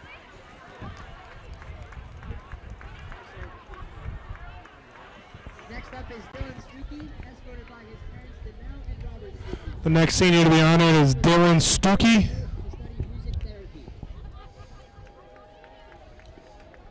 Next we have Mila Warner being escorted by her parents. She has one day she will do absolutely nothing, making a crap load of money. She'll be going to the U of A. The next senior to be honored, Leela Horner. Next up is Catherine Taro, escorted by Mike and Olga Taro. She plans on attending the University of Arizona and studying to become an elementary school teacher. Who was that? Next we have Isabella Swift being escorted by her parents, Robert and Lisa Swift. She plans to further her education by attending the U of A and majoring in pharmaceutical sciences.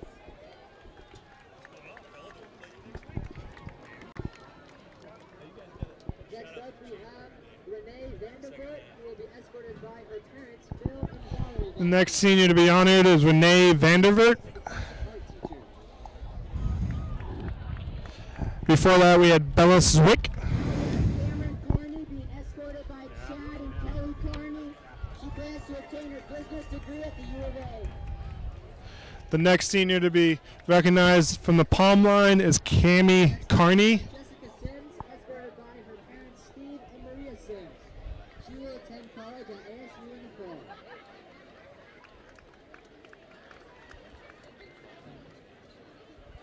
Next we have Back to the band seniors, we have Jessica Sims. escorted by Carla Hernandez and her sister Juliana. Back to the seniors from the palm line, we have Amy Hernandez. Study entrepreneur.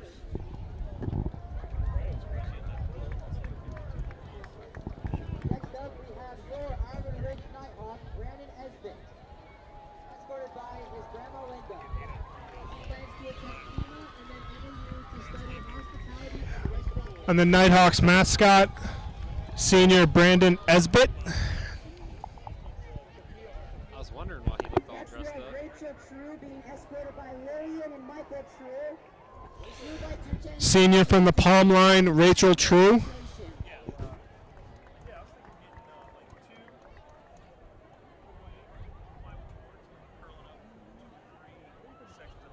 Now we have Kennedy Frazier being escorted by Karen and Betty Frazier and Imani Frazier. Another Palm Line senior, Kennedy Frazier. And attend USC. Next up we have Jonathan Pitts escorted by his mother. Jonathan plans to attend West Point and serve as an officer in the United States Army and one day become a diplomat. Senior from the student government, Jonathan Pitts.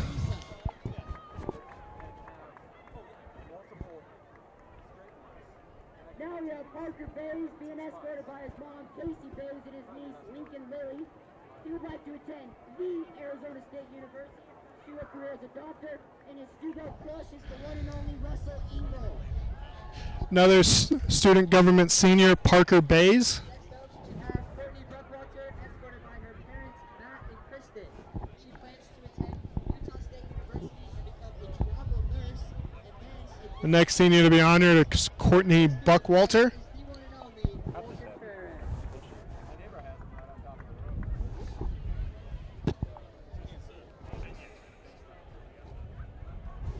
Next we have Chase Cochise, escorted by his parents. He plans to attend the Naval Special Operations being EOD, Go America Baby. Next student government senior to be honored is Chase Kotke. Connor Thompson, escorted by D. He plans to attend The next senior to be honored tonight is Tarek Thompson. constructive plastic surgeon. And his female crush is Ali Cordova.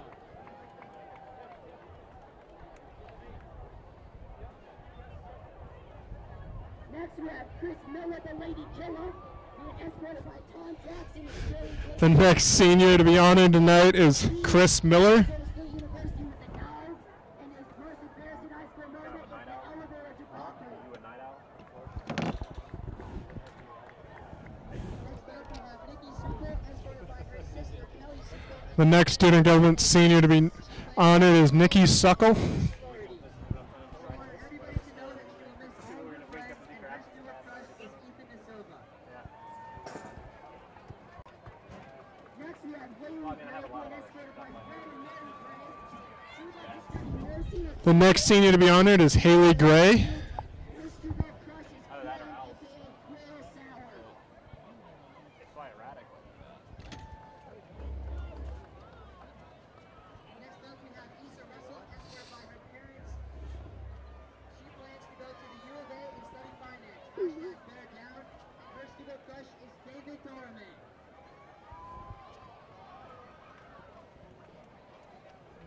Next up, we have James Sutton being The next escorted by her senior is Issa Russell. Just kidding. Thomas and Casey Dutton. Haley started her senior year. The next senior to be honored here tonight is Gailey Dutton. Future plans are to get her parents back for moving her. And that brings us to the end of the Ironwood Ridge Senior Night. Thank you for being here and honoring these seniors who from the cheer, student government, Palm Line, and band for the Ironwood Ridge Nighthawks.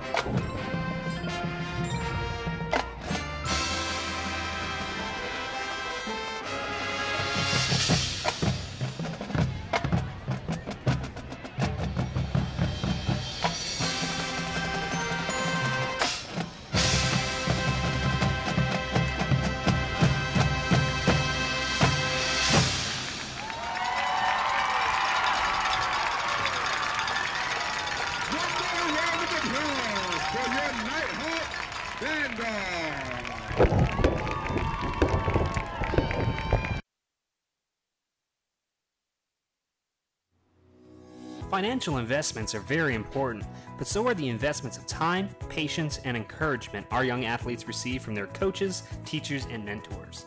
Jeff Lane, your Sierra Vista Edward Jones advisor, understands this. That's why Jeff Lane is a proud sponsor of the Buena Colts varsity football team here on Cochise County Sports Network. For all of your investment needs, call Jeff Lane at 520-378-3766 or stop by his office at 3410 Canyon de Flores here in Sierra Vista. Edward Jones, making sense of investing. Member SIPC. Grill and Wings has had its own game day rules since 1979. First down, piling on. It's just a celebration. That's allowed here. Well then, touchdown. Go Native. Hi everyone, I'm Sean Lawley from the Lawley Automotive Group. Summer's here and it's getting hot, and so are the deals at all our dealerships. Check out the great selection of Buicks, Chevrolets, GMCs, Hondas, Nissans, Hyundais, Fords, Kias, Dodge, Chrysler, Jeep, and Rams we have in stock. With some of the biggest discounts and rebates of the year, now's the time to buy your new vehicle. With over 20 lending institutions, your finance term could never be better. Shop us online at lawleycars.com or come to any one of the Lawley dealerships and see why so many people in Southern Arizona choose Lawley Motors for their next vehicle purchase. Because nobody beats a Lawley deal. Nobody. This just in.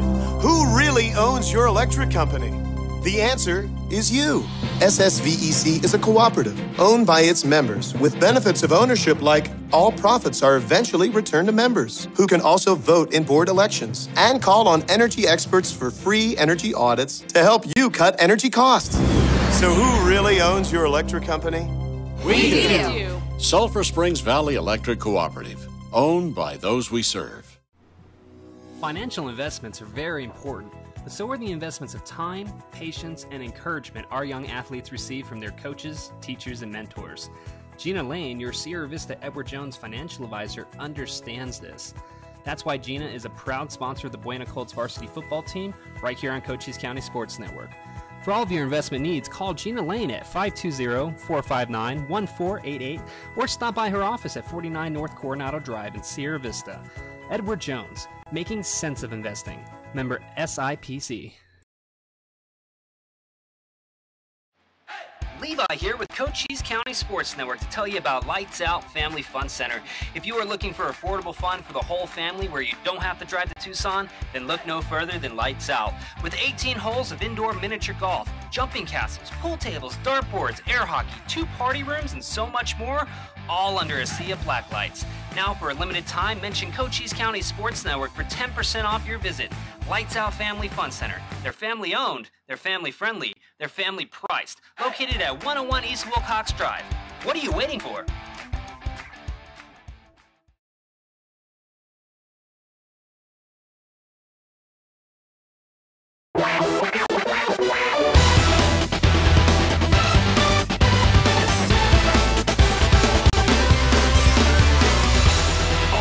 Sports fans, welcome to Cochise County Sports Network.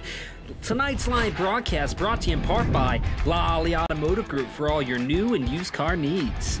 Jeff and Gina Lane of Edward Jones Investments, making sense of investing. Apex Network Physical Therapy, come heal with us. Cochise Lock and Safe for all your lock and safe needs. Check out the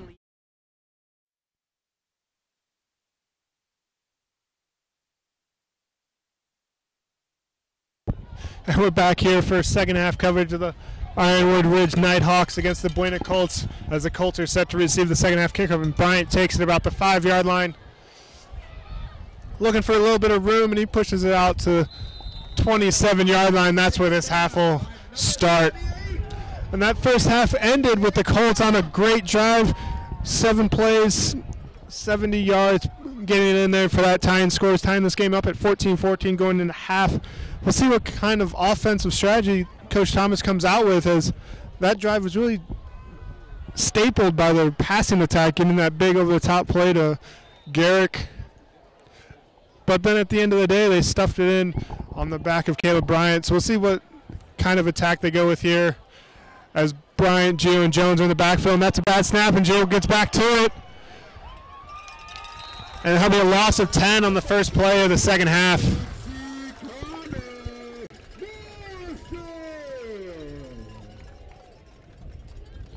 And if you're the Boyne Colts, that is not the way you want this second half to start. They did a great job other than that early interception of staying away from the big mistakes. But they, on the first play of this half, they have one, putting themselves well behind the chain, 2nd and 20. And this really puts the Colts offense in a bind. Gio hands it off to Brian on the left side. He's met by a host of Nighthawk defenders after only a 1-yard gain. And I'll bring up a 3rd and long.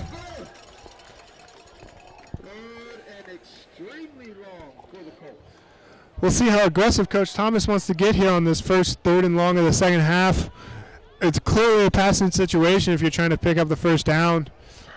But at the same time, they're back inside their own 20, and they don't really want that big mistake right here so early as they come out with trips on the near side. Gio drops back. He's getting pressure. He tries to get it out to Bryant, who makes a diving catch, but that's good for only a 1-yard gain. And that'll bring up 4th down. That'll bring out Parker Tebow to punt this ball away into the wind.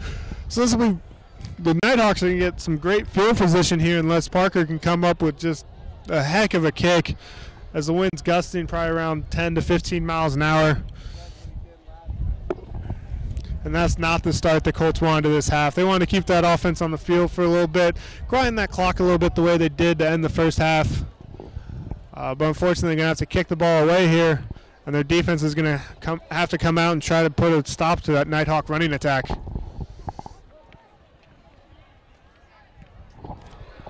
Parker with a nice low-line drive, cutting through the wind, actually pushes the returner back into his own territory, and the coverage is there, taking him down at the 36-yard line.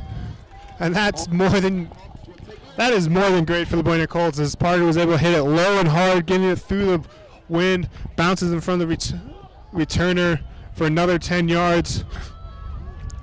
And that sets up the Colts in the best possible position after that first drive. The Colts defense are really going to have to figure out a way to slow down this rushing attack, as in the first half, the Nighthawks ran the ball 23 times for 211 yards, and they only threw the ball 5 times, completing 2 of them. And again, the Nighthawks stay on the ground as that offensive line just surges forward, creating holes for the running back. Comes away with a 5-yard gain on that first play.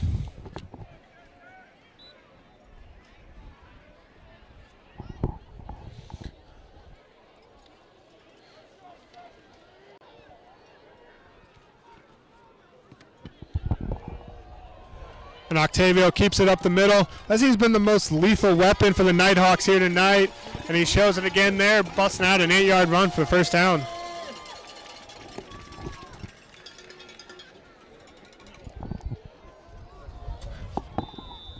This Nighthawk offense has really been one-dimensional, but the Colts don't have an answer for it.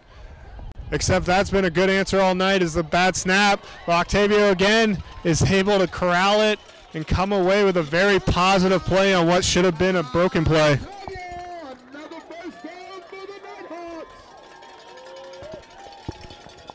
That's like the 5th or 6th wild snap we've seen from the Nighthawks here tonight. But most of the time, Octavio is able to corral it and then bust out a positive play for the Nighthawks. And here he hands it up the middle. Number 12 finds a little hole and pushes forward for an 8-yard gain.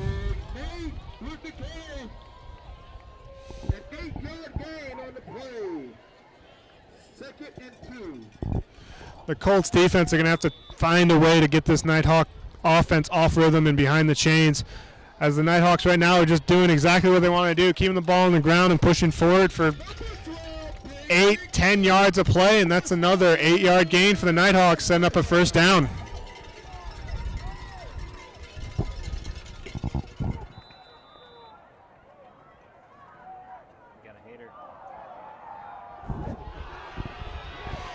And there's another fumble snap, and Caleb Bryant's able to come away with it, and he breaks away into the open field, and he's taken down at the 35-yard line. And that'll bring up Buena first down inside the Nighthawk territory.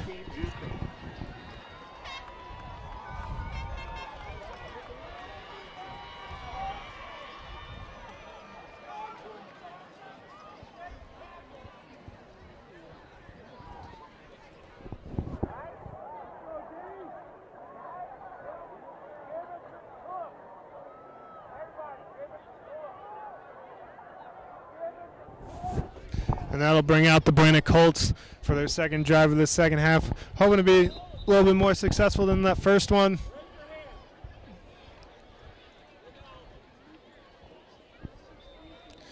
As Gio sets up in the backfield with Caleb Bryant and Timothy Jones to either side. And he hands the ball off to Bryant. Able to find a little bit of a crease. Tackle made by a group of Nighthawks. Second down.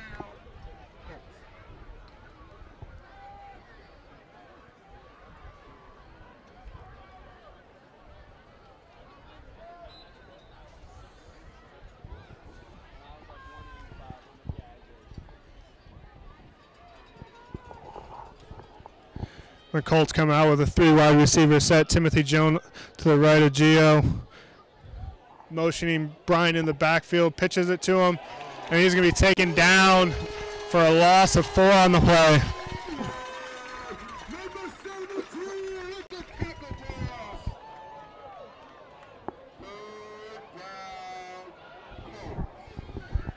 And that'll bring up another big third down for the Colts, as it's about 3rd and 12 for them. Trying to come up with any momentum here on the offensive side of the ball here in the second half.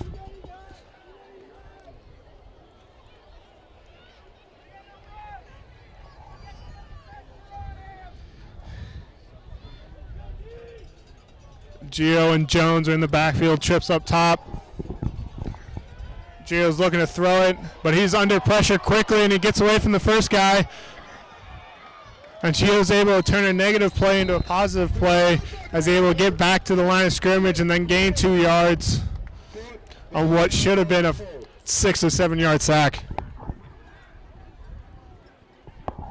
That's just Gio showing what kind of creative playmaker he can be.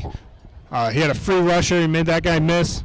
Able to make a few other guys miss in the backfield and takes it up for a small gain, setting up this 4th and 10, and Coach Thomas wants to talk about it.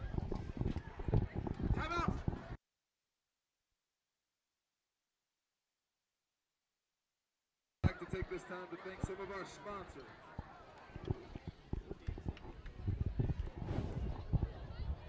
Jersey Bikes.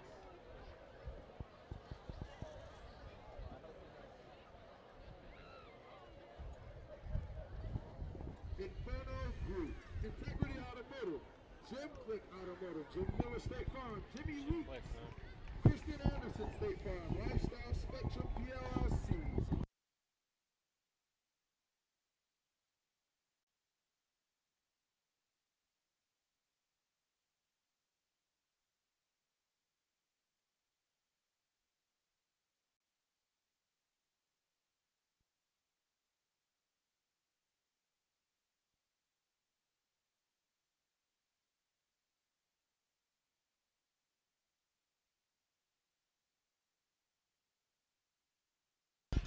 And the Colts come out on this important 4th and 10 from the 35-yard line with a 4 wide receiver set. Gio drops back to pass, looking deep down the left side, and he's got a wide receiver, but he just overthrows him. And that'll be a turnover on downs, as Gio had a wide receiver running down the left sideline, but he just got jammed, throwing that timing off just a little bit, creating that incompletion, giving the ball back to the Nighthawks at the 35-yard line.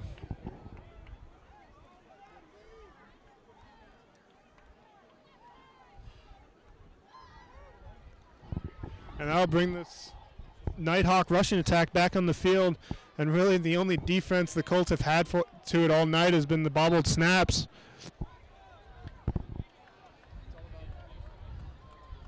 And it looks like the Nighthawks have made a change at quarterback, bringing in number 14.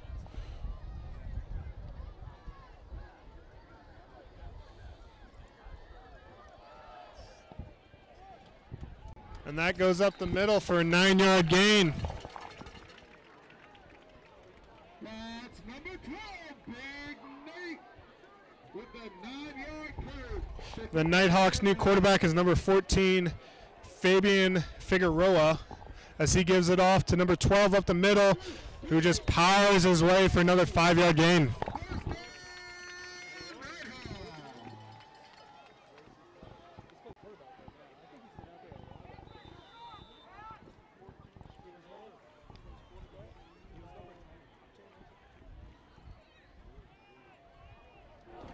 Another run up the middle for the Nighthawks. Get another 5-yard gain for number 12.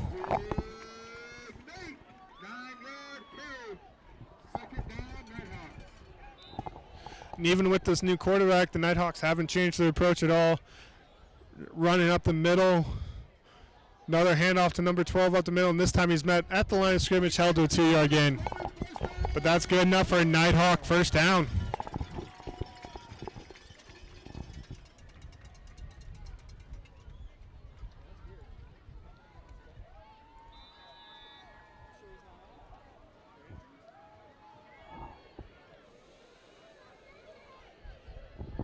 Figueroa's in the backfield with Gravalia, and the handoff goes to Gravalia again over the left side. Good for a 4-yard gain. The last 5 plays for the Nighthawks have been basically the same play. Quick handoff to Gravalia over the left side. The line's getting a great push, pushing the Colts defense back. Figueroa keeps it this time, and he finds a little bit of space over that left side, and he comes away with a first down for the Nighthawks.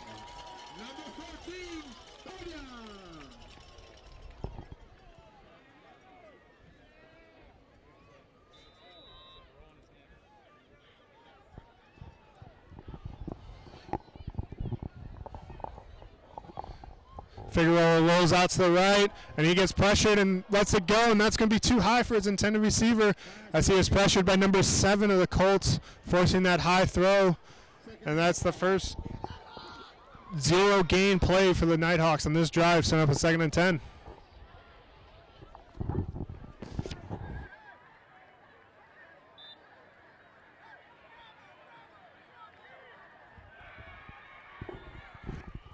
The handoff to Gravalia over the left side. He finds a hole. Taking it forward for a 5-yard gain, setting up a big 3rd and 5.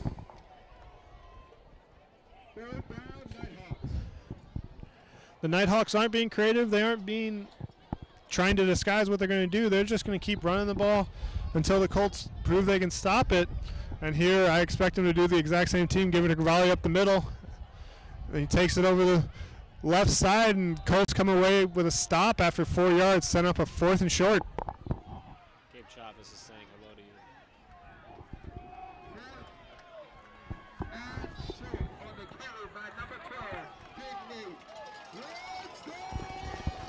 And the crowd here at Ironwood Ridge starts picking up the volume as this big 4th down play. The handoff goes to Gravalia. Found some room up the left side. He's met by Timothy Jones in the hole, but not after 3-yard gain, and that'll be a first down for the Nighthawks.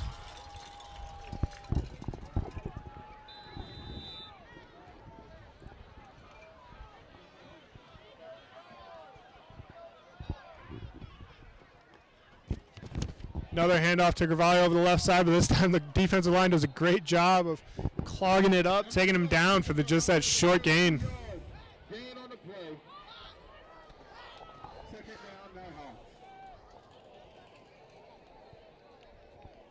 And with this first drive for the new quarterback for the Nighthawks, it's been much of the same with 9 rushing attempts for 39 yards as they continue this ground and pound attack with number 25 over the right side picking his way up for another 9-yard gain.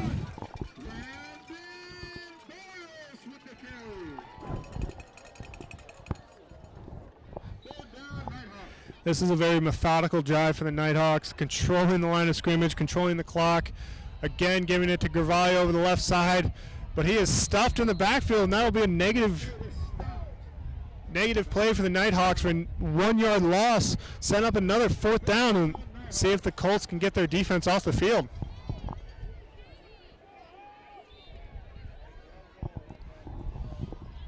This brings up an important 4th and 3.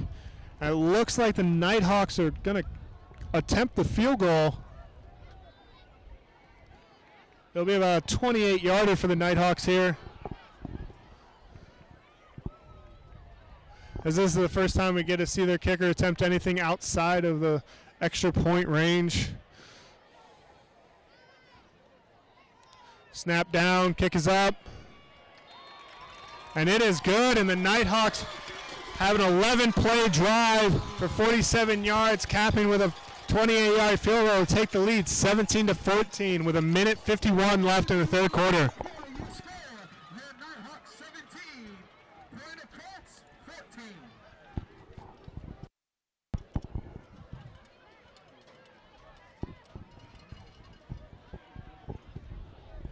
That drive was very methodical for the Nighthawks. Even though everyone in the stadium knew exactly what they wanted to do, what they were going to do, they were still able to push forward for 48 yards and take that lead for the third time tonight. And let's see if the Colts can do what they've done all night and all year. Really, when someone scores against them, they're really good at counterpunching and coming back with points of their own. And that'll start right here with a big kickoff return as Caleb Bryant waits for it around the 5-yard line.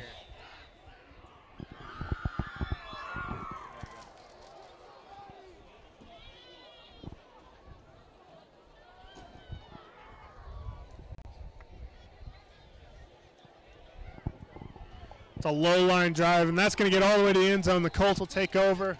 1st and 10 from the 20-yard line. If you're out there watching on Facebook, hit that like button, hit that share button, get this out there to your friends and family. Show your support to the Buena Colts and their football program tonight. Lots of our sponsors tuning in tonight, too, on Cochise County Sports Network. We wanted to give a quick shout-out to Gabriel Chavez. Most of you guys know him. He's running for city council. However, he's one of our broadcast sponsors with eXp Realty, home of the flat rate contract. If you guys are looking to buy a home or sell a home, definitely give Gabe a call. You're going to see his phone number coming down here on the titles. He has a flat rate contract, so that 6% commission thing that you're used to, it's no more. Give Gabe a call. He can definitely explain it a lot better than I can. As we're back to the action, the rushing attempt goes to Timothy Jones over the left side for a 2-yard gain. Right here, I'm looking for the Colts to see if they can prove that they can do what the Nighthawks just did, which is control the clock, control the line of scrimmage, run the ball a little bit. And here we go with Caleb Bryant getting out into the open field, and he's able to break away for a 22-yard gain.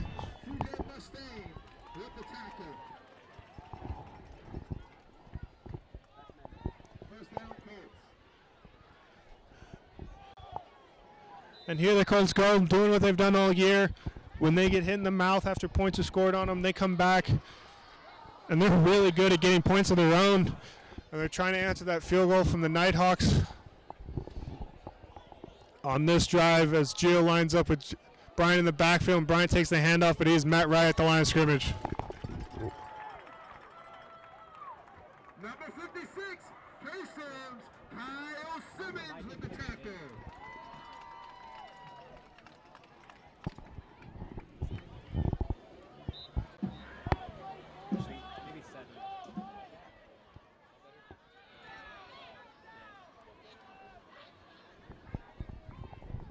The Colts come out with a 2-back look. The handoff goes to Jones. He's just driving his feet forward, trying to pull people along for the ride. He's able to grind out a 4-yard gain. That'll bring up a 3rd and 5 for the Buena Colts. We haven't seen Gio air it out yet here in the second half. This might be our first opportunity to see what he has. Get that first completion of the half.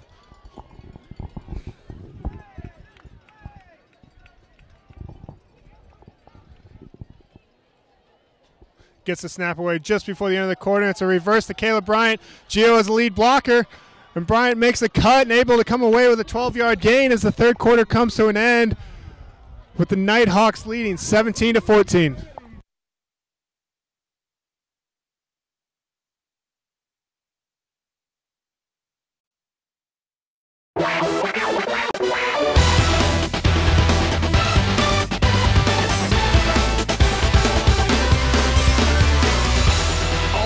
Sports fans, welcome to Cochise County Sports Network.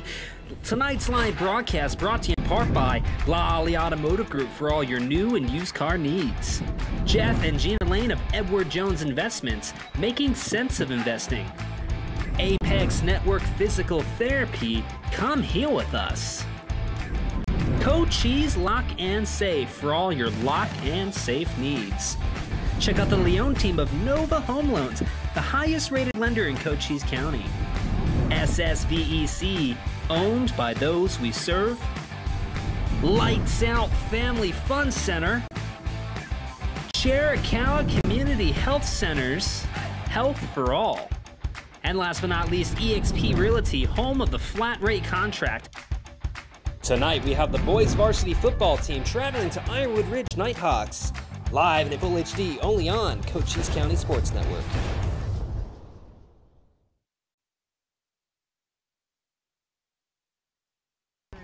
And we're back here for the start of the fourth quarters. The pitch goes out right to Caleb Bryant as he comes away with no yards on that. It's the ends for the Nighthawks do a great job of keeping contained. They've done that all night. Caleb hasn't really been able to get into the open field that many times. He's come away with a few big plays, but not as many as we're accustomed to seeing out of him. As Gio goes up under center with a split back look. And a quick handoff to Jones on a counter trap play. And again, he just churns those legs and pulls Nighthawks defenders for that first down.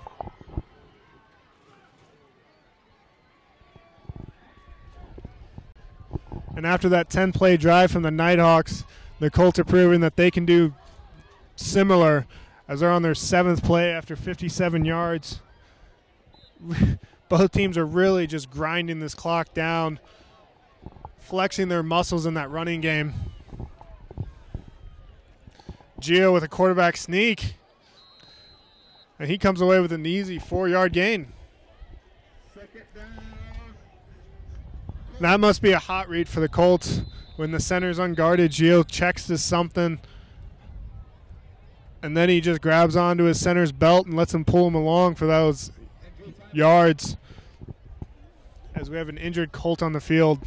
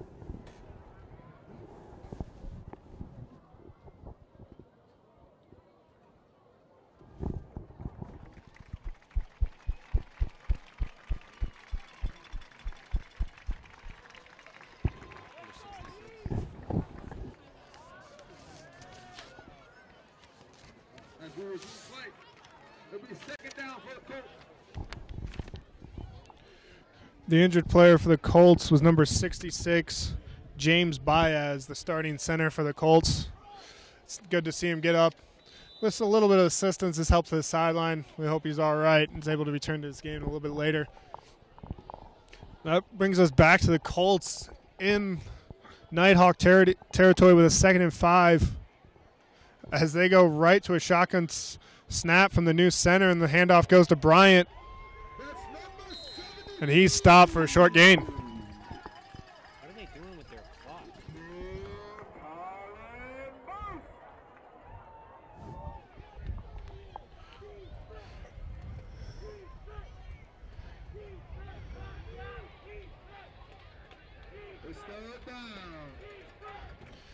There's another injured Colt on the field.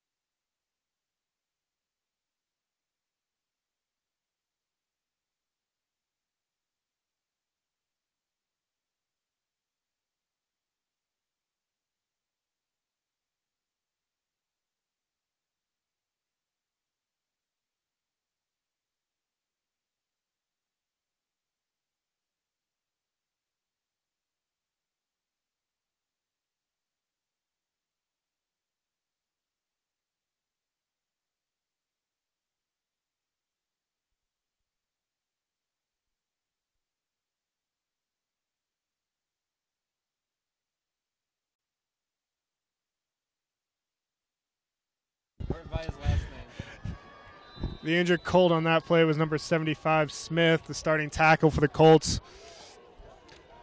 We come back to a 3rd and 3 for the Colts, and that's going to draw a false start as a tight end jumped, and that's going to push them back to a 3rd and 8.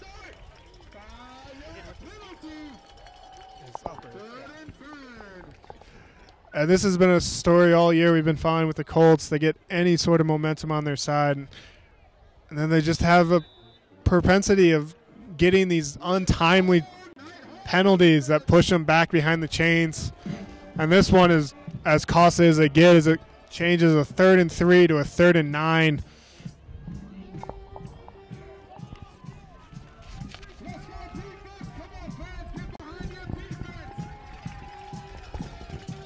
Gio with the quick look out to Bryant. He gets up the field quick, and he's able to pick up 4 yards. And Coach Thomas is going to have a choice here. But he's going to send Parker Tebow out.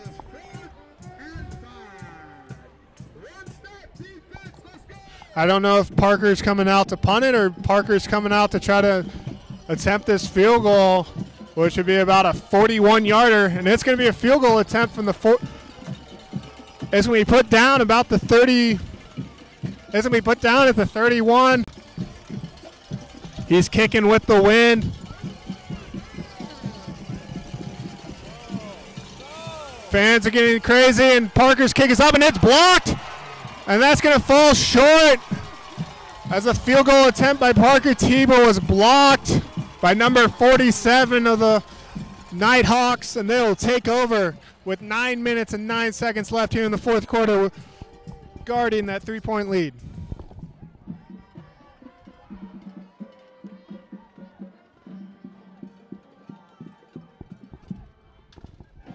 And that was the most consistent drive we've seen out of the Colts all night, as they were around 8 plays for 65 yards, and it just stalled out after that false start penalty, forcing the long field goal attempt. And now the Colts are going to have to figure out a way to slow down this rushing attack as Figueroa hands it to Gravalia, who just follows that offensive line, who's getting a great push up front, and he comes away with a 9-yard gain.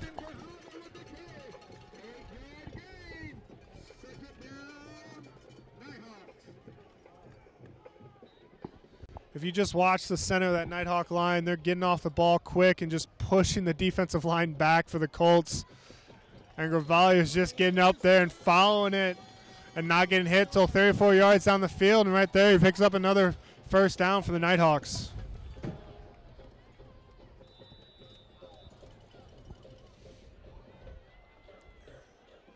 Figueroa and Gravalia in the backfield. It's again a handoff over the left side. Gravalia makes one cut and it's into the second level and gets tackled after an 11-yard gain.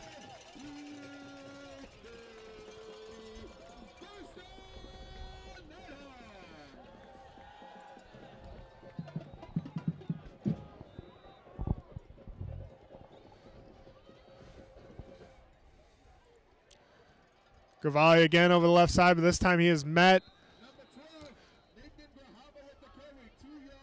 by the Colts defensive line, and they take him down for just a 1-yard gain.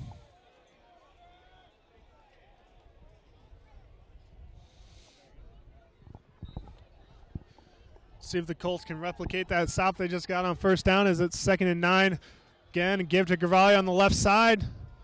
And that line and Gravalia just pushed forward for another 7-yard gain. All 5 plays on this possession have been the same formation and the same inside handoff to Gravalia on that left side. And it's the Nighthawk offensive line that's just controlling everything. Gravalia again gets up the middle, driving his legs forward for a 15-yard gain, and it's going to be 1st and 10 from the Colts' 28-yard line.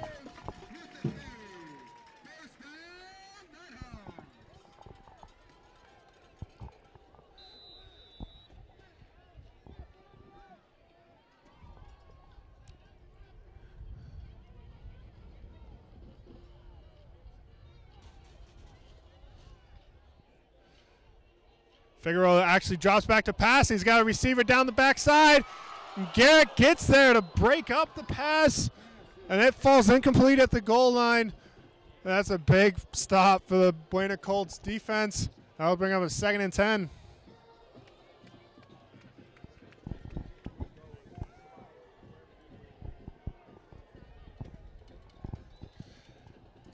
Nighthawks go back to the formation they've used the rest of this drive. 50 pulls around. Gavalli just follows him up the hole. Comes away with another 9-yard gain.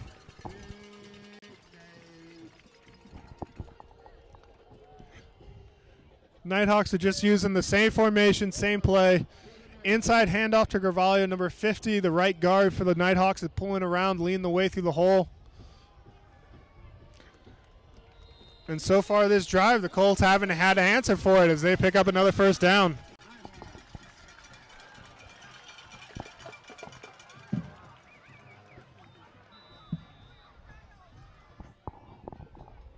With just under 7 minutes left here in the 4th quarter, the Nighthawks again are driving behind this rushing attack. Figueroa on the quarterback keeper. He finds room over the left side, cuts it back, and he's going to take it in for the Nighthawk touchdown.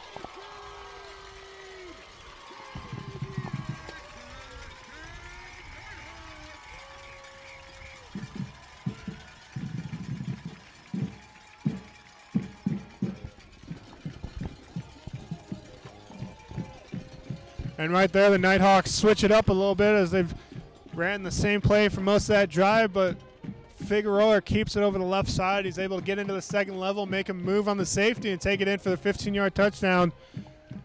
As the Nighthawks try to push their lead to 10 points with 6 minutes and 39 seconds left. And they do with that good extra point.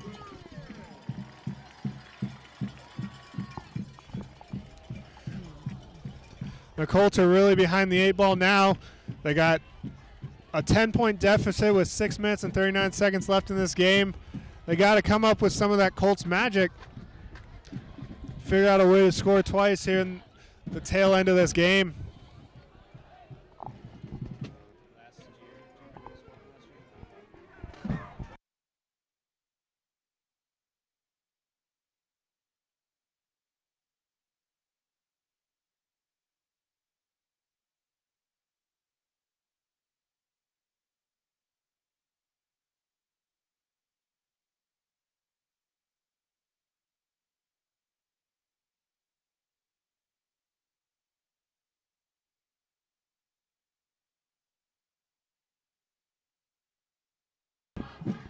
Caleb Bryan waits the kickoff.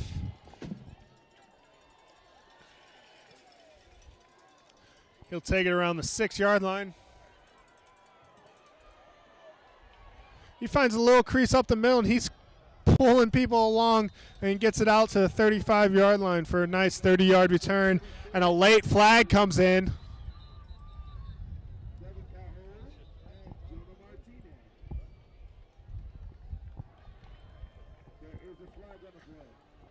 It's a dead ball personal foul against the Nighthawks, and that's going to give the Buena Colts a 1st and 10 from the 50-yard line, and that's exactly the way they want to start, trying to get cut into this 10-point deficit late in this game.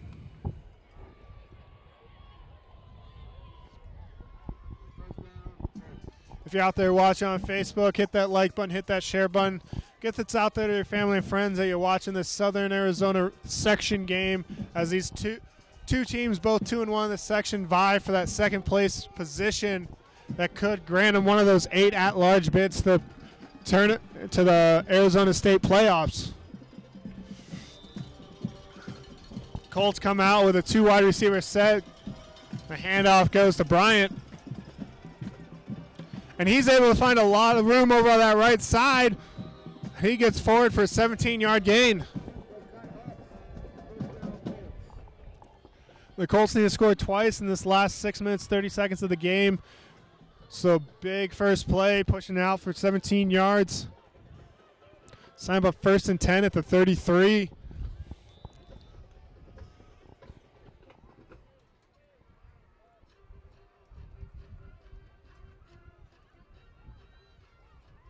Low snap to Gio, but he's able to corral. He's looking long right to Garrick.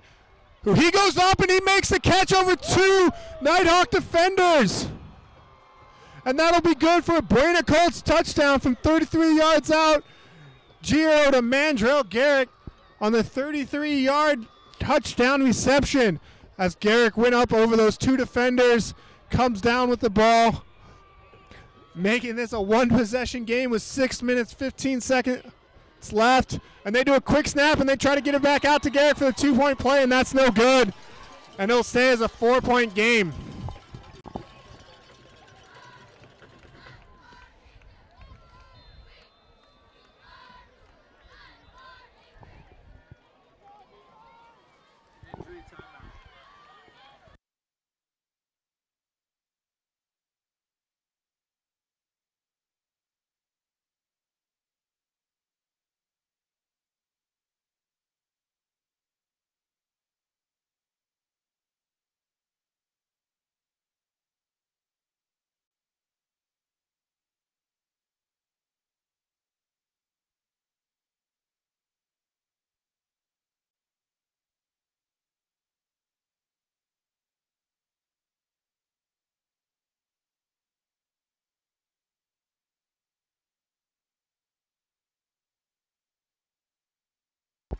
The injured Colt on that play was Mandrell Garrick, but he's up walking off under his own power. That's great to see here after that great reception he made to bring this into a one-possession game.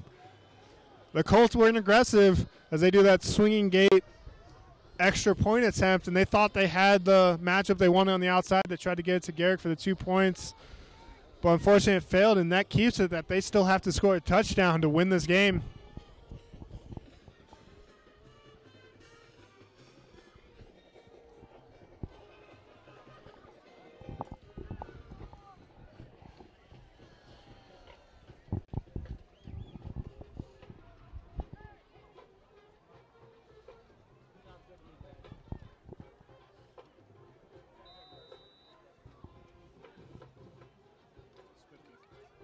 This is a high, short kick, and the fair catch is going to be taken around the 38-yard line for the Nighthawks, and that's where their offense is going to take over. And if you're the Colts, you know exactly what's going to happen here. The Nighthawks are just going to run the ball and run the ball some more. And if you're the Colts defense, you got to find a way to stop that rushing attack. It's racked up 375 yards tonight on 48 carries. And right here, it's Figueroa in the backfield with Garvalia. That's going to be an inside handoff with a pulling guard. And there's a flag.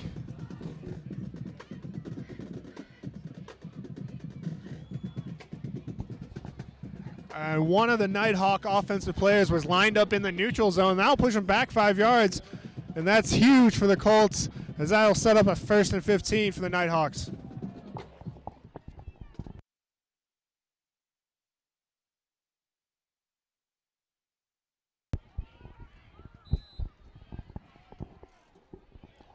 Figueroa and Gravalia in the backfield, and inside handoff to Gravalia as he gets tracked down after a 5-yard gain. That's Nathan Grihava with the carry. 5-yard gain on the play, 2nd down for the Nighthawks. And Gravalia was able to come away with all 5 yards that they lost to the penalty, and I'll bring up a 2nd and 10 for the Nighthawks. Pulling guard, pulling tight end. Gravalia up the middle. Finds a little bit of room, and he's able to come away with the 1st down.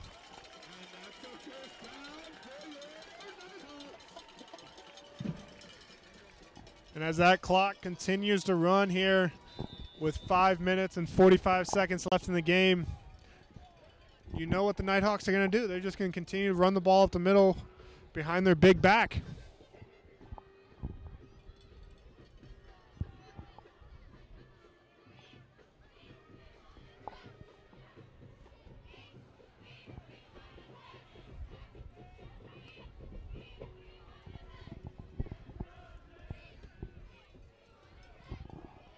Run up the middle again. Comes away with another 5 yards. Send up a 2nd and 5.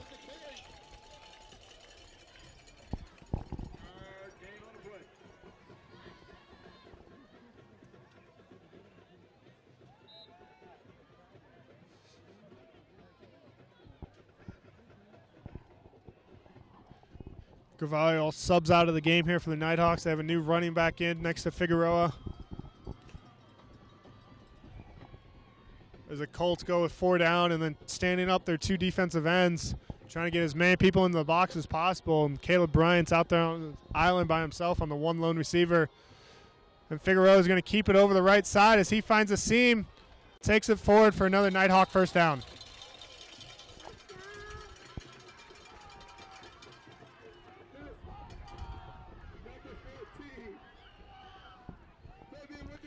And with that run, the Nighthawks have gone over 400 yards rushing for tonight's game. And the Colts really have never had an answer to that all night.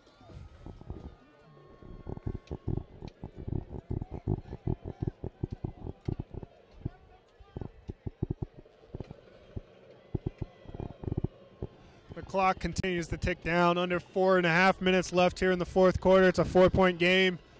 Nighthawks leading the Buena Colts. Handoff to number 35.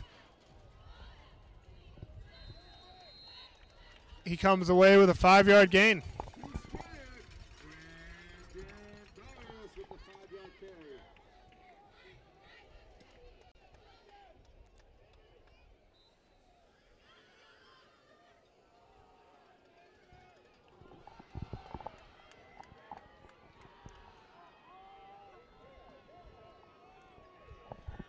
The Nighthawks are running down as much clock as they can between plays.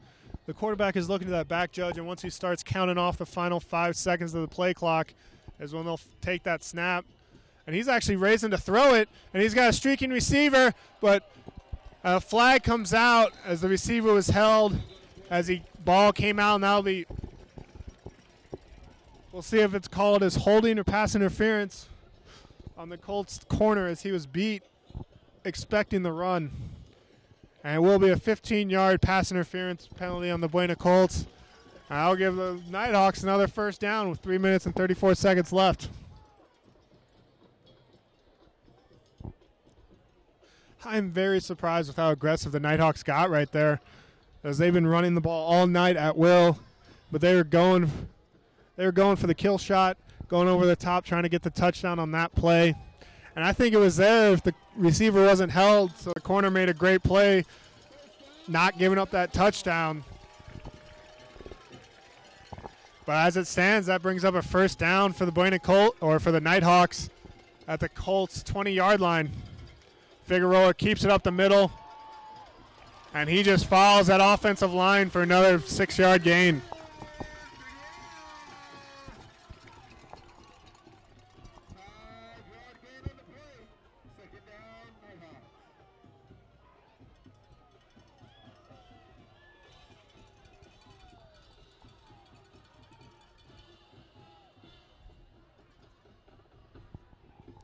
The clock continues to run here as it's going to go into 3 minutes to play before this next snap. The Colts still to have 2 timeouts to work with, but they got to come away with a couple stops here even before they just think about using them, as Gravali takes it over the right side and gets another chunk run play for 10 yards.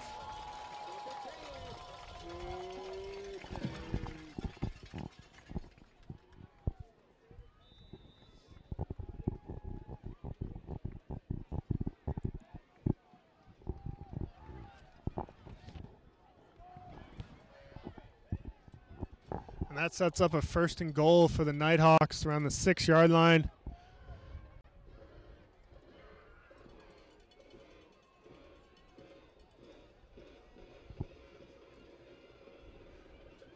Another inside handoff, spinning off a couple Colts defender, and he gets it all the way down to the 1-yard line. 2nd and goal from the 1 with 2 minutes and 15 seconds left.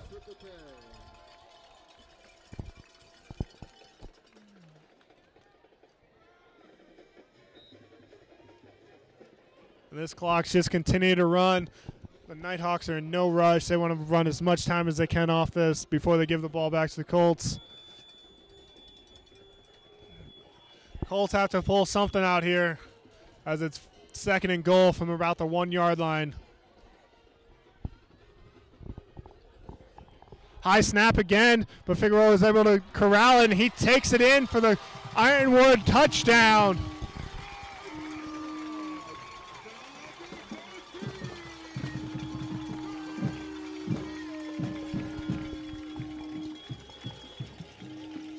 And that pushes this game back out to 2 possessions with 1:40 left.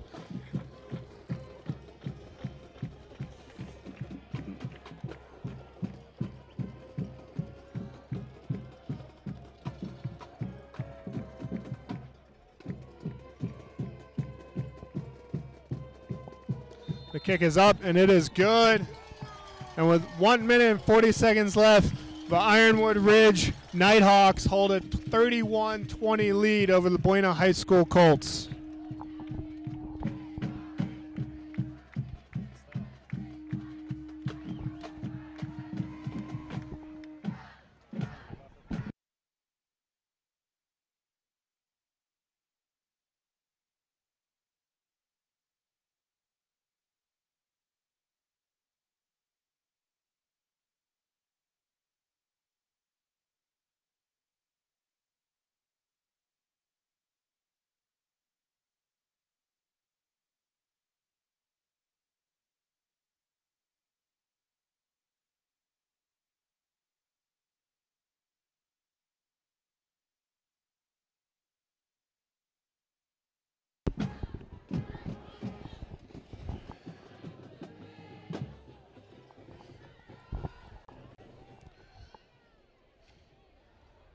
Nighthawks decide to kick it long, trying to drive it into the end zone, and they're successful. So the Colts will take over down 11 from their own 20-yard line, having to come up with some kind of miracle to try to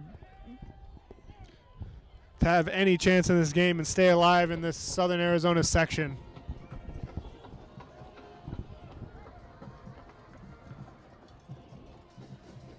But if there's one thing the Colts have proved all year is that they are capable of the big plays, and we saw it on the last Colt possession with the big 33-yard pass reception by Mandrell Garrick over the top. And you got to think that's what the Colts will look for here, as Garrick's up on the top side, that far receiver on the top side, but Gio looks quick to number 25, and he's tackled after an 8-yard gain. The Colts got to hurry as he stayed in bounds, and that clock's can continue to run.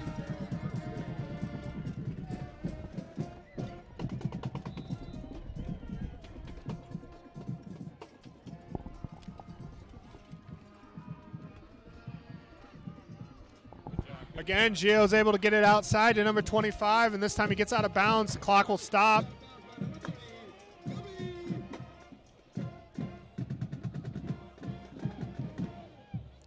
And that's good for Buena Colts first down, but they're staying in that quick 2-minute offense. And the Nighthawks will take a timeout to talk about this. They just want to slow down their momentum.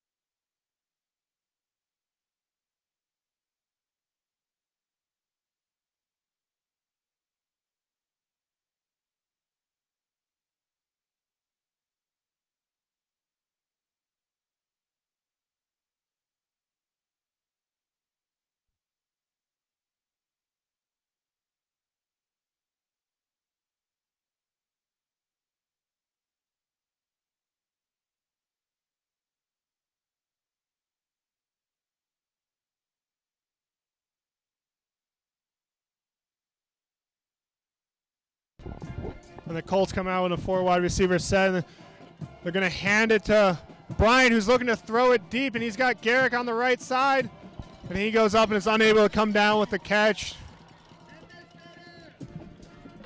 And with 1:06 left, it's still be a 2nd and 10 for the Colts. Trying somehow, some way to get this all the way to the end zone.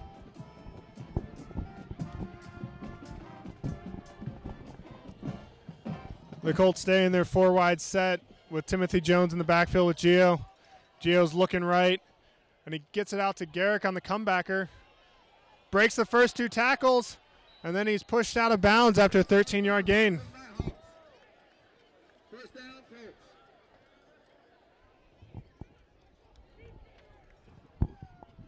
And that'll stop the clock with 58 seconds left.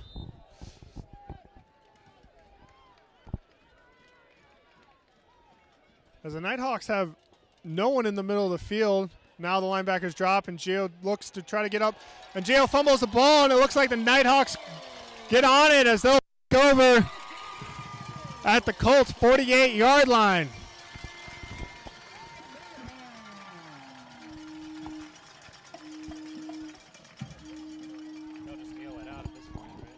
And with that turnover, that'll seal the end of this game as the Nighthawks will be able to come out in the victory formation and just kneel out the rest of this game.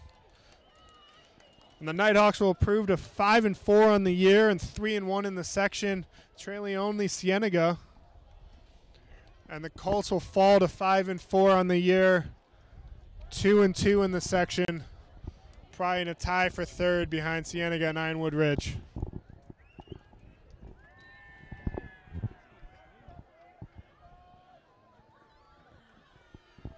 First time all night, Cienega will take a snap from center and kneel it out. And they'll need one more of those to make this game official. And the Ironwood Ridge Nighthawks will win this game 31-20 over the Buena Colts.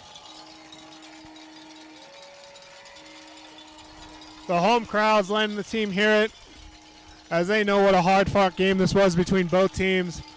Buena was there all night, but the running attack for Ironwood Ridge just proved to be too much as the last snap of the game comes off, and the Nighthawks will run out the rest of the game, make it an official Nighthawks 31, Buena Colts 20.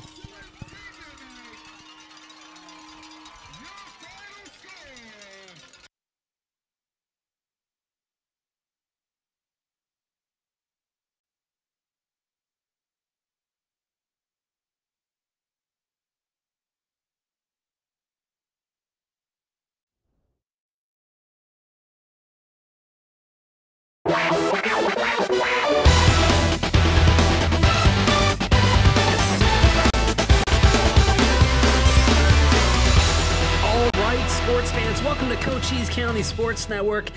Tonight's live broadcast brought to you in part by Lolly Automotive Group for all your new and used car needs.